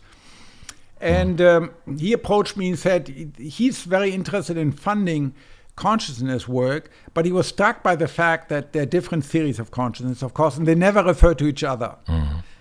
Except in the very last discussion. Well, this clearly supports my theory and is totally at odds with the other theory. But funnily enough, he says every one of these theories only finds evidence for its own theory. And what we should really do, we should get together and try to agree on a protocol where we can agree ahead of time, okay, we're going to do this experiment. If this is the outcome, it supports your theory. If that's the outcome, it supports my theory. Okay, and of course, the classical instance of this is Einstein, is Eddington, in 1917, who organized between Great Britain, when Great Britain was still in World War I with Germany, organized the expedition to Brazil and to West Africa in 1919 to observe the solar eclipse that made the prediction, where Einstein had predicted that the light from a distant star close to the rim of the sun would be perturbed right in the gravitational field of the sun. And so we together conspired to come up with this adversarial collaboration. We organized the meeting at my institute. I was the president at the time of the Allen Institute for Brain Science in Seattle, where we had like 20 participants, including really representative of three theories. There was Giulio Tononi, integrated information theory, that I was, of course, a part of. I'm not an unbiased observer. Stander Hain, Global Neuronal Workspace, and then also Hakwan Lau with higher order thought theory. So another theory, we don't need to talk about it, called HOT, higher order thought theory, that consciousness is always about being conscious of being conscious, sort of its meta-consciousness. Only you're not conscious of any sensation until there's sort of this higher order representation. Yeah. Okay, and he sort of didn't agree to this protocol, and so he dropped out. So what we did at that meeting was outline 2 experiments I'll talk about in a minute. And then partly by self-organization, there were 3 younger folks, the neurocognitive neuroscientist Lucia Meloni, she's at NYU and really at the Max Planck Institute in Frankfurt for aesthetics. That's Lucia Meloni. Liat Mudrik, she is a philosopher and a cognitive science. She has 2 PhDs at Tel Aviv University. And Michael, who's a professor in Oregon. Is a background in EG, and they were sort of the lead, and they wrote then over the next year, they wrote down an actual protocol, and we had to agree. It was very difficult because it turns out, as you quickly realize, that our very definitions of consciousness, this is unlike, Einstein trying to predict Newton versus Einstein. There they agreed on most facts. Here we didn't even agree on the basic definition. So what we came up with was ways to test it, which is, where's consciousness in the brain? What is the timing of consciousness? And what is the internal constitution of these neural assemblies that underlie consciousness? So it really, is it fair to say that it was really about the neural correlates of these different theories? Yes, because we don't agree at all. We try to agree on or to disagree, but in a productive way, so we can agree on a protocol and then say, okay, where's consciousness? According to IIT, it should be in parts of the brain that are that have this topographic connectivity, which is in the back. According to Global Neuronal Workspace, it may also be in the back, but the key actors in the front, prefrontal cortex, has to be involved. Because that's what initiates this broadcast. Timing. IIT says as long as you're conscious of something, so if I look at you for 10 minutes and I'm conscious of your face, there will be some correlate for 10 minutes. For as long as I'm conscious of your face, there will be some correlate, because there has to be a substrate, one-to-one. Global Workspace says, no, it's only early when I first become conscious, unless it changes. If it doesn't change, when there's a constant image, so we did this all for images. It was all visual consciousness, because you have to decide on some protocol. With simple images, only one image at a time, so no distractor, none of these complicated experiments. Only at fixation, there's a single visual stimuli that's clearly visible. Drawings of either faces or objects like toasters and motorcycles, and letters or false fonts, weird font. One after the other that are present even 500 milliseconds, 1,000 milliseconds, and I think 1,500 milliseconds. And so according to IIT, let's say if the stimulus is present for 1,500 milliseconds, I clearly see it. After, it's going to take some time for the neural assemblies in the back of the brain to start firing. But then, let's say between 200 and 1,500 milliseconds or 1,700 milliseconds, there ought to be this NCC in the back. Global Neuronal Workspace says, well, there's going to be the initiation of this at the beginning and at the end. There's an on wave when I first become conscious of it, and this information is broadcast to the rest of the brain. There'll be the first 250, 300 milliseconds. And then when the stimulus disappears and is either replaced by another stimulus or just replaced by a fixation cause, there's going to be a symmetric off broadcast. So timing. And C, these we know these how they become internally consistent, these neural assemblies, using 40 hertz gamma oscillation. So we looked at phase coherence among neurons in the various parts of the brain. Do they have high phase coherence involving, let's say, visual cortex and the posterior hot zone, the inferior temporal areas, or visual cortex and prefrontal cortex? This was done using, so that's what we agreed upon. And David Podgieter, the guy who funded this, says you have to sign this. Because looking at the history of science, people sometimes agree early on, and then suddenly later on they disagree. I never said so. It's a bit sad people had to sign this. People are people. Scientists are people. Yes. It's very interesting. We involved, as one of our advisors, Danny Kahneman? Danny Kahneman as an advisor, who of course invented sort of the modern term of the adversarial collaboration. And he warned us early on. He said, look, what's unlikely to happen, that you get some scientist who spends 20 years on a theory, and then you do the experiment and comes out against the theory, that he says, you got me. I was wrong, I admit, 20 years of science, I've wasted, you're right, I'm wrong. He says, this doesn't happen. And there is a more of Max Planck, progress advances one funeral at a time, right? What happens at old timers, the people who propagate the theory will never agree that it's wrong, but they'll find fewer and fewer students, and the young people, they who are unbiased, they just don't believe that theory anymore, and that's how true progress happens. Okay, so we agreed on 2 experiments in writing, using 4 different observational techniques: EG, MEG, fMRI, and ECOG. So the first 3 were in normal, healthy, volunteer. The last one, ECOG, is in, these implanted array in epileptic patients.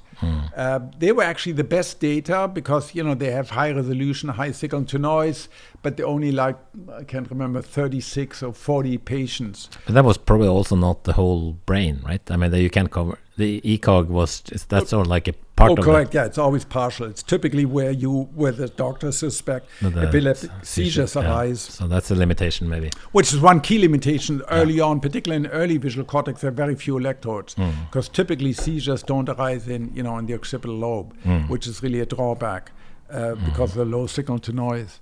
But there was the data, and then it was carried out. So the other idea is, and by the way, there are now 5 of these adversarial collaboration ongoing. Oh.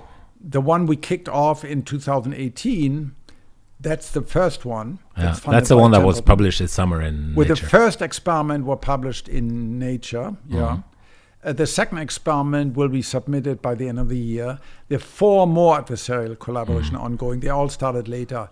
One is essentially very similar, IIT in Global Neuronal Workspace, but in animals, in mice and in monkeys. Then there are 3 more. One involves Global Neuronal Workspace and predictive coding, Carl Friston people. And then there's one first order and higher order theory of consciousness. I don't know the status of those. This one was the first out of the gate and the one that's farthest advanced. So the challenge is so you have these predictions, and then you have to boil them down to specific prediction that you publish in pre-registered report. Because again, we want everything to be done the best possible way, which is ahead of time you describe what you're going to do and what analysis you're going to do and what is your significant and what are your... Because it takes some thinking to do that, right? Because often when you sort of do a normal project, then you sort of get some data and you maybe get new ideas and you realize that this was not maybe the best way to think about it. Or that's entirely true, but of course we also know now that 2 out of 3 experiments 2 out of 3 experiments in the biomedical science. It's not only true in neuroscience, it's true for cell biology, it's true for psychology. 2 out of 3 experiments are not reproducible.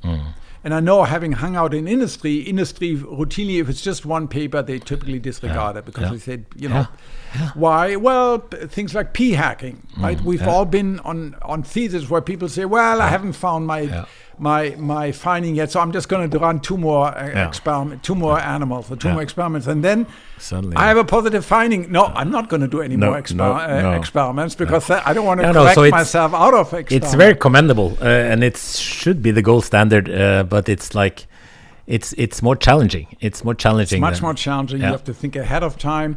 The other thing, which people honor in the breach. Put all your data online. Yeah. So this is what the Allen Institute, of course, pioneered. Yeah. We put all of our data online, typically 1 or 2 years before we publish experiments. Before we publish the big papers. And typically you hear the response, oh no, I can't do that because I have to protect my students. Yeah, right. And then maybe 5 years later, if you send me an email and I can still find the data record, oh sorry, I can't find it anymore, the postdoc has moved. Yeah. And this is true for 95% of the data, although all these papers are by and large funded by the public purse, by taxpayer. Yeah. And it's really shoddy science that continues to propagate. Yeah. Even now as referee, I talk to the editors. I say, why don't you force people to put their data online? Yeah. And then they say, well, I've got to protect my PhD students. Yeah. Mm. But I think it's simply dishonest. Partly they're afraid that they are putting that. If you really believe in your data, put your data online so anyone on the planet can look at your data and do their own analysis.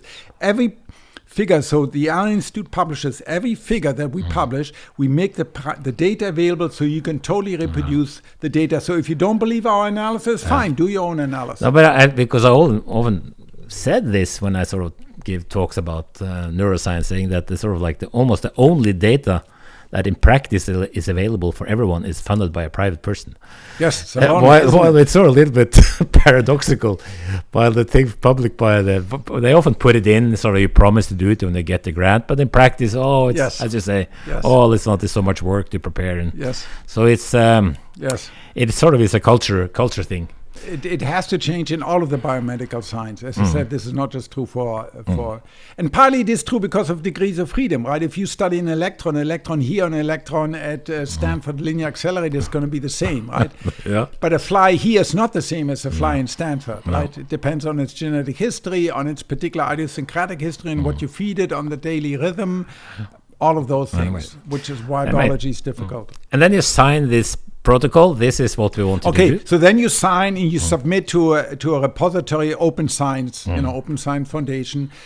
Now you can change your mind to do additional analysis, perfectly legit for the reason you mentioned, but there is a protocol. You have to go through this protocol. You have to submit, okay, on December 1st, I decided to add this variable or decided to change, so you can track it. So there's a history of it. You can track. Sort of like a bioarchive. Yes, exactly.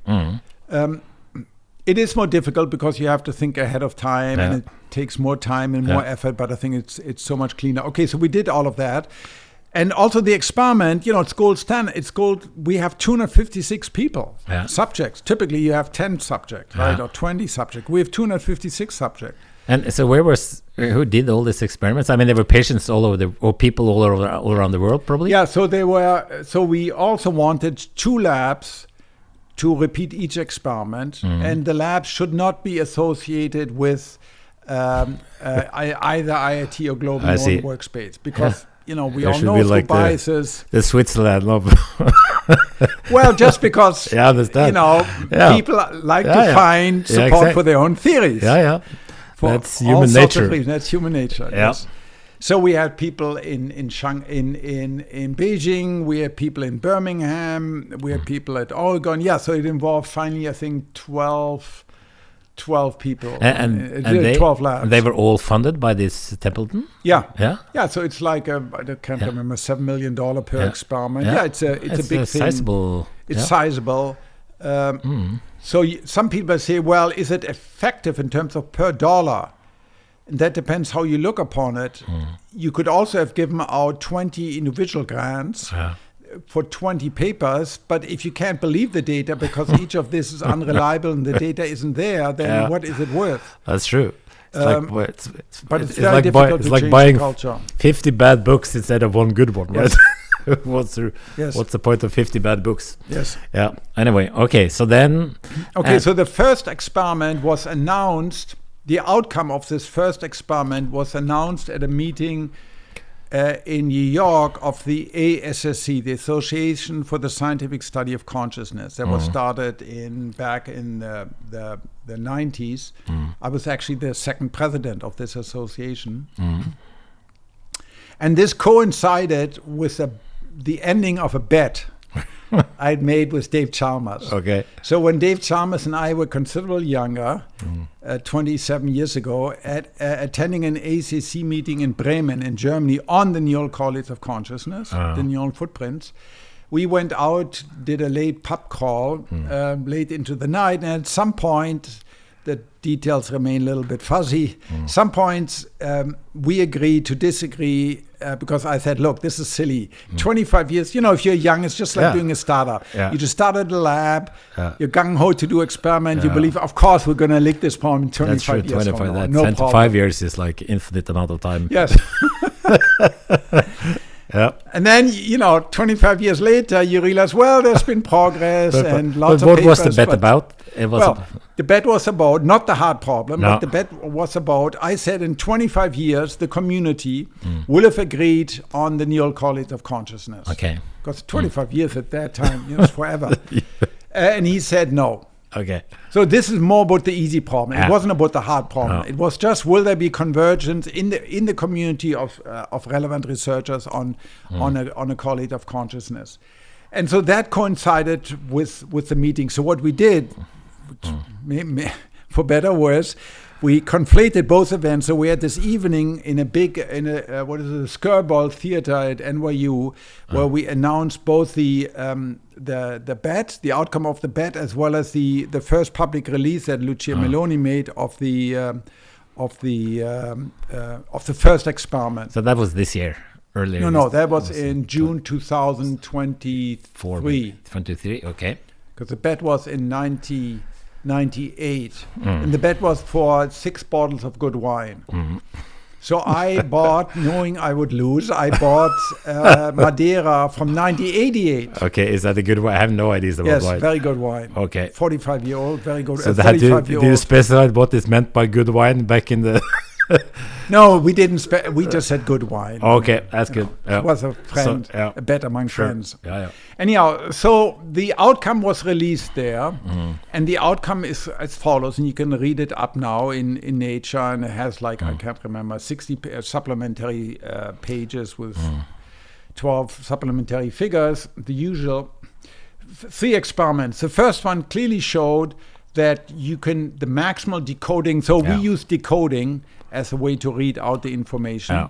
The maximal decoding is in the back, in the what we would call the posterior hot zone. In fact, if you use the posterior cortex in addition to parts of prefrontal cortex, and this was all defined, what we mean by prefrontal cortex, what we mean by the back of the brain, this is all predefined there. You can read it up, and also in the pre-registered report. If you add prefrontal cortex, in fact, you get either the same decoding or you get worse decoding. Now remember, this is for singly visible stimuli, one at a time. So you have a stimulus on, 500 or 1,500 or 1,000 stimulus off.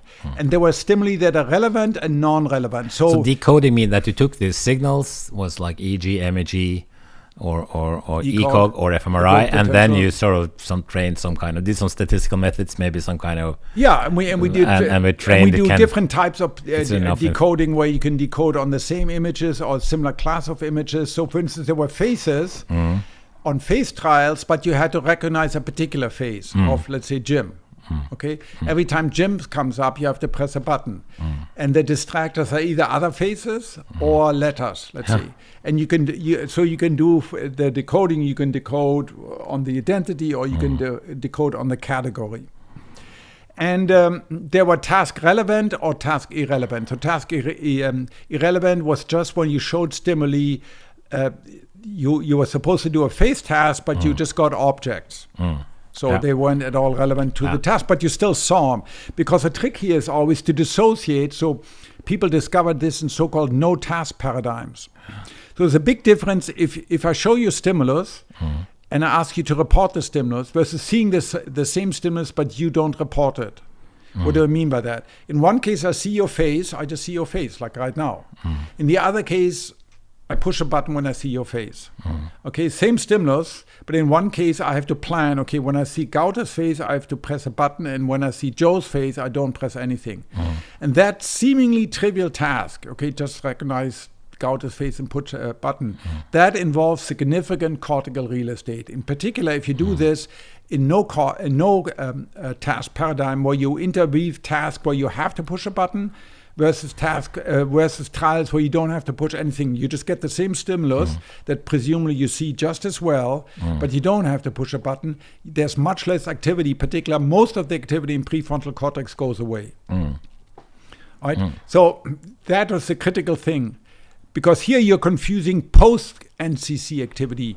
The activity that you see relates to consciousness, but only after the fact, right? Okay. That after I'm conscious, yes, and I entered into my working memory and push one button or the other button, which is different from just seeing the face. Yeah. Okay, so if you do that in this task, you can clearly show that irrelevant information is not task irrelevant information. So if it's relevant, it gets represented in prefrontal cortex. In other words, where you have to push a button. But if it's not relevant, but it's on there for the same amount of time, there are no other distractors, so you clearly see it, you don't get prefrontal cortex activity or far less, or it's noisy. Okay, number one, so clearly in favor IIT. No, but you said prefrontal cortex versus posterior cortex. What? So No, you do get activity in prefrontal cortex, but only if it's task relevant. Okay. Not if it's task irrelevant. I see. So that's a critical distinction. Okay. This is what's the key of this experiment. So that's why it's not a causal manipulation. It's only a correlation. But there were trials intermixed where it's task relevant versus task irrelevant, and presumably, in principle. And this was one of the Hans responses. Well, how do I know that you see it if you didn't push a button? Okay, so here I have to believe that although there's nothing else in my visual field except the toaster. So let's say I'm in a task where I'm looking for your face. There's a bunch of faces, but I have to only press a button when I see Gauter's face. Okay? And now there's a toaster. I don't do anything. Okay? But I can still decode the toaster clearly from the posterior hot zone, but not from prefrontal cortex. Okay. So now somehow I'm supposed to believe that this was the Hans response. Well, how do I know that you're conscious of it? Okay. Well, somehow, because I didn't push the button, I don't see your face, although it's in front of me for 500 milliseconds. And we're not talking about rapidly moving or other distracting stimuli. There's nothing in the visual field except one object or one face or one letter at a time. Okay. So that was the so that's clearly that's first experiment. Second experiment, what's the timing? Clearly it shows you get initial activity as predicted by Global Workspace, but you don't get the second off response. There's no off response. And clearly what it shows in the back, you get this activity for as long as the stimulus is visible. Okay. So that also supports IIT. And then the last experiment failed to find, this goes against IT, failed to find high... So what goes, the second one is okay with it. The maintenance of conscious content. Yes. Yeah. The third one, the prediction that there should be high levels of coherence between the V1 and V2 and these posterior hot zone, as well as between the back and prefrontal cortex. So there was... in terms of gamma, phase coherency, there was high phase coherency between the front and the back, but not between the front and the posterior hot zone. Yeah. So that went against IIT, and we can talk about it. Yeah, because of course, you are. I just read the conclusion of the papers as said in the abstract. So. Well, let's see. Conclusion in the paper. We found information about conscious content in visual, ventrotemporal, and inferior frontal cortex with sustained responses in occipital and lateral temporal cortex, reflecting stimulus duration and content-specific synchronization between frontal and early visual areas. That was quite a mouthful. But anyway, these results align with some predictions of IIT and GNWT, while substantially challenging key tenets of both theories. And then it says for IIT, a lack of sustained synchronization within the posterior cortex contradicts the claim that network connectivity specifies consciousness, and GNWT is challenged by the general lack of ignition at stimulus offset. So, and limited representation of certain conscious dimensions in the prefrontal cortex. So, do you agree with the conclusions here, or you were actually author? I mean, you and Dehan and also the people sort of as I proposed the different theories, you were also authors. But do you agree with this? Or this is no in the signals that were collected, this is primarily based on data from ECOG. There is not high degree of coherency, gamma coherency. Yes. Now this may be true because there are actually very few electrodes in the back. For reasons that we talked about before. Doctors typically, neurologists typically don't put that. But whatever the explanation is, it is true. It's a prediction that was not verified, and that's okay for whatever reason. So we have to dig further. Yeah. So I mean, also in this as part of this paper, there's also this extended data where I think the like proponents for different theories actually can comment on it, so like separately and so. Yeah, I mean there's the additional analysis, a putative NCC analysis that clearly shows the NCC. If you look at the parts of the brain that are active when the patient or when the subject consciously see, they're basically all in the back. In fact, in the front, there's actually a suppression of fMRI bold activity when people clearly see things. And you get high activity in the back. But that wasn't part of the main prediction, so it was decided to downgrade it and move it into the back. Now, all of this, okay, so at the conference itself, then I admitted publicly that there's obviously no agreement, and I publicly shook David's hand and gave him a case of wine, saying, I'd lost my bet. Yeah. Clearly, 25 years later, we've not converged. Yeah, but that's a separate thing. That was a separate thing, right? That was a separate, but in the same evening. Yeah. Now, that gave rise, both the bet as well as the outcome. There was a lot of public interest. It was in the New York Times, all the big journals wrote about it, Nature, Science, etc., etc. And that provoked a fierce backlash, particularly among people, because at the time, the evidence still looks very strongly in favor. I mean, the two key predictions in the back and the timing looked strongly in favor of IIT. So there was a backlash against that predicted by Danny Kahneman, where people said, well, wait, this is not a scientific theory at all. Yeah. It doesn't make sense. Okay. And in fact, so that finally ended in the pages of Nature Neuroscience, a long letter that Giulio and I and 10 other people then responded to in a long answer. Yeah, that was this sort of like, there was some kind of, that is pseudoscience. That is pseudoscience. And that was also like a collection of like, whatever, 120 authors. Yeah, the original paper, I think, was an archive paper, or psych archive paper, somewhere like 124 authors, most of which have really not really read IIT very careful.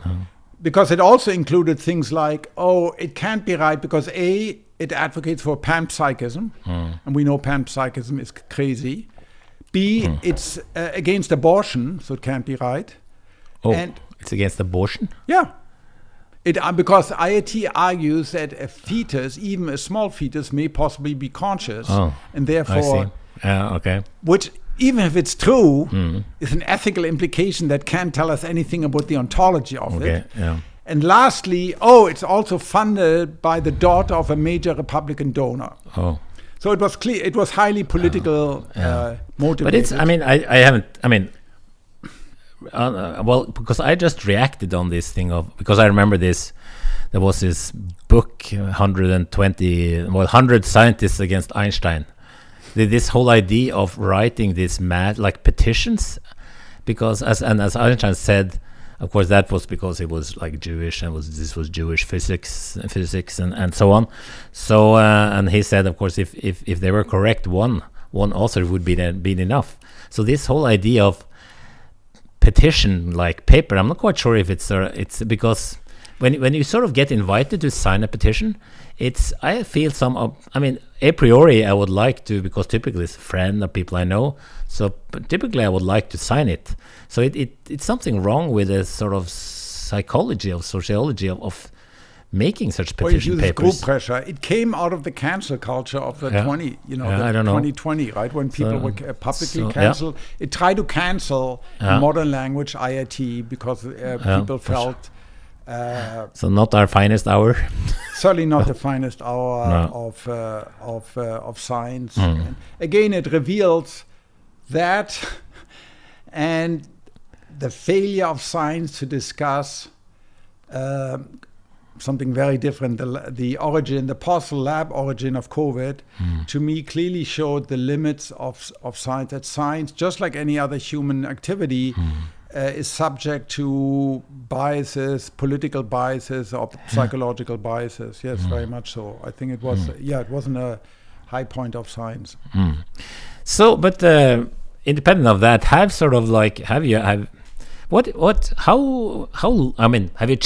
this changed your credence to IIT being correct? I mean, or just like how likely do you think that IIT is true? If you sort of give us like sort of percentage kind of, is that something you can sort of? I mean, there's like two possibilities. Either something like IIT is true, that's a certain percentage credence maybe, and then there's the alternative that is something else that is true. So I mean, and of course, it could also be intermediate. It could be, for instance, that the specific calculus isn't the right one. The actual mathematics. Many of it ideas are along the right side, or that we're true. Missing in axiom number 6. So it's not a binary thing. It's not a binary tool. What I do know absolutely that we have to start with consciousness. That's always the primary attraction of IIT to me. It's formal, so you can test it very rigorously. It's not wishy-washy for better or worse. It's not a cognitive theory even, unlike Global Workspace. It's a cognitive theory. It tries to explain. It starts with the psychology of human cognition, and then takes in elements of neurons. IIT doesn't start like that at all. IIT does start with IIT, and I know that's absolutely the right approach. So I think this idea of adversarial collaboration is a very good one. And I'm also, when I think about it, it's also interesting that it was initiated from the outside with like private money. So this is sort of a little bit that we're not able to do things like that ourselves, because I also think that when it comes about sort of comparing theories, consciousness is not really the lowest hanging fruit, right? That's a pretty, I mean, you would think that other like cognitive theories were sort of like more alternative, or there's now an attempt to do. So we have at the Allen Institute, I started the thing called Brain Observatory, which is similar to an astronomical observatory where you can apply to, if you have a particular idea, and then we will actually run an experiment on your behalf where we use our training, either electrophysiology, neural pixel, or 2-photon calcium imaging and viral vectors and all of our know-how, and make the data available to you. Right now, this is funded by NIH. In the future, it looks like it's going to be funded by a variety of private foundations, just like astronomical. You know, the model is the same. You apply to have time on, let's say, the observatory in Hawaii or in Chile, right, to observe a particular phenomena, and you compete with other proposals, and they'll ship the data to you. Here it's more complicated because we have to train the animals and do the animals, but we make that available. There's now we now have a public arm where publicly we had a very large group of people who coalesced around predictive coding to come up with an experiment to precisely test some of the prediction in an objective way, where ahead of time we specify everything. We pre-register a report and then make the data available to everyone to try to replicate that, because the community in general has been, and of course this controversy isn't going to help. You know, they're very reluctant, because it's very difficult to do an adversarial. You have to collaborate closely with your opponent. There is always some, it's human nature. If you have a different theories to me, it's human nature to personalize that, unfortunately, right? Then you have to collaborate. We have to agree on which standards. When you come from a different tradition than I, so you use a different standard. And people are more likely to use each other's toothbrush than to use each other's standards, right? We have to agree on, let's say, animals. We have to use exactly the same animal. Psychedelics. There's been a remarkable difficulty in clean, highly reproducible psychedelic research, because everyone does it in a slightly different animal, slightly different background, using slightly different numbers. It's been very difficult to replicate. So there's now a large foundation based in California that tries to replicate that by giving out pot of money. Look, to different labs, let's all agree in one experiment, then everyone will do this in different, and then we pool all the data. It can be done, but you really have to engineer it. It's hard work. Yeah. So but I mean, the backlash was sort of, from people sort of like outside this adversarial collaboration. So how has sort of like the collaborations with like the HAN and the GNWT people worked? Well, I mean, I try not to have that affect me. So we are now. There's a second experiment that's a little bit more complicated. But I mean, you are still good friends, or friends, or we are. I would say we're good colleagues. Yeah, exactly. Good colleagues, exactly. That's what I meant. And I try not to, as I said, it's not. You shouldn't, just because you differ on differ at the deep level, not just at the superficial level. At a deep level doesn't mean the other person. Scientific theory, right? Yes. Yeah, that's no reason to become. No. So anyway, so in that sense, the adversarial collaboration has worked, in that sense that it has sort of been. Yeah, I just don't know. We were hoping that people would say, okay, this is the new way to do it. Oh, but they haven't? I don't think this is going to happen, because it's just too difficult, too challenging. Really? And it takes. I mean, the NIH could do it, but now the NIH, of course, has other worries. It's cut by half. NSF is cut by half. No, that's true. And people just prefer, okay, give me money for my postdoc so I can do my theory, rather than give me some more money where I can, I have to get together with you and with 3 other groups and agree on everything. It's just human nature goes against it. No, it would have to be sort of NIH maybe to take the initiatives and have a program on that. And that's, of course, this is not the time for NIH to make new initiatives, probably. And as you said, this could be applied for predictive coding or cancer biology or lots of other theories. Yeah. No, I think here at the Theoretical Neuroscience Podcast headquarters, we are all for adversarial collaborations.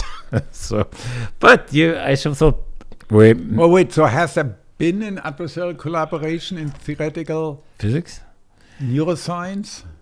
Well, in physics, of course, there's a classical one, Einstein. The Eddington Observatory expedition, but of course Newton wasn't involved in making no, but there were at least 2 but they were so different. There were very clear predictions. That's true. So I mean, in physics, that's typically when. But is there something like in biophysics? Well, I guess, but I mean, there were sort of like these, the back in the days when it was like the neuron doctrine. Maybe that's an example where you had like the. No, but I mean today, over the last 20 years. Yeah. No, I'm not quite sure. Yeah, I can't think of anyone right now. So, but then I thought towards the end here, you are now involved as part of your. What is your foundation that you're involved with? I'm the chief scientist of a foundation called the Tiny Blue Dot. It's named after the pale blue dot image of Carl Sagan of planet Earth reduced to 1 bit. So it's founded by Elizabeth Koch, although we share the last name, we're not related. We fund about $20 million of research around what we call the perception box, which is this ancient idea that we all live in our own bespoke reality. This reality is constructed by the mechanisms of the brain. So it's both nurture as well as environment, because by our upbringing, particularly our early upbringing, by biases about which the in-group and what's the out-group, but whether your parents love you or not, your self-worth, all of this makes up your perception of reality. And as the dress shows, in a trivial case for color perception, we can differ fundamentally on the way we see things. And yes, it's true for the colors of the dress, and that's very funny, and you can have it's a sort of a funny thing to talk about at a cocktail party. But then when it comes to events, how I interpret the world, am I worth anything? Some people believe they're worth nothing. Some people have a hypertrophied sense of self. Some people are very desperately unhappy, although there's objectively no reason to be unhappy. When you look at facts like January 6th in America, was there or was there not an armed uprising? Yeah, this was like October 7th. On the Congress, who's to blame? October 7th was like the people can have Israeli. Can agree on sort of the facts, but then have a radical different interpretation, right? And so realizing this at a deep level and trying to change your perception box. So the perception box is just a way to describe my sense of reality, what I perceive to be true, just like including colors, but also including space and time, and more relevant, where am I with respect to other people? How do I think about myself, involving self and self-representation? It can be dramatically different among people, right? Some people constantly catastrophize. Some people constantly are anxious, particularly young people. Up to 30% of people are young people are incredibly anxious. So they perceive the same world as you and I, and they constantly see triggers everywhere. They constantly see dangers or things that threaten them. Versus looking at the same world and saying, yeah, it is, but that's okay. I'm open to the world. So trying to come up with interventions. So what we fund, so we typically give out grants that last for 3 years for close to $1 million, where we do things, intervention, whether that's breath work or psychedelic or talk therapy or brain, TMS or some other brain intervention to help people expand their perception box, to make them more open, less anxious, more open, more curious to the world. Yeah. And then you're making some kind of podcast or... Including, by the way, here in Europe, we fund worldwide. We fund people in Sweden, in Amsterdam, in Switzerland, in Austria. We fund people worldwide. And in addition to that, we have a podcast to interview people called the Perception Box podcast, or the Science of Perception Box, with Heather Berlin and myself, where we interview people like Michael Pollan or other Alice Gopnik, other well-known people, psychologists, in the case of Michael Pollan, journalists, philosophers, about questions about perception, reality, and how to address when people have perceptions of reality that makes them very unhappy. Okay, I think my final question is I'm just curious about the current developments of IIT. Is that something which is, now there's a sizable community of people working on this, maybe, and what are sort of the new avenues of exploration? Well, so for instance, there's this very counterintuitive prediction that a silent brain is different from a silent brain. Okay. Yeah. Okay, a silent brain would be a brain that's conscious, but through whatever ways, let's say long-term meditation, is in a state where there's relatively little activity, in this case as defined by delta and or gamma power, versus a brain that has been silent artificially. Although superficially from the outside, either of those brains doesn't fire, neither of these brains fires, one is conscious, the other one not. Can you actually test that? The other prediction, like if you take a same network and you just manipulate the synaptic connectivity among the neurons, you don't change the neurons, the firing activity in the neurons, you change the synaptic weight. Per IIT, this will influence, for example, perception of space. Can you test that? So there's a number of counterintuitive mice you do this? Or? No, this is done in humans that have spatial lesions that leave them with spatial lesion in the perception of space. Okay, thank you. It was a great pleasure to have you here, Christoph. Thanks for being here for more than 2 hours. Thank you much for having me, Gaute. That was great fun.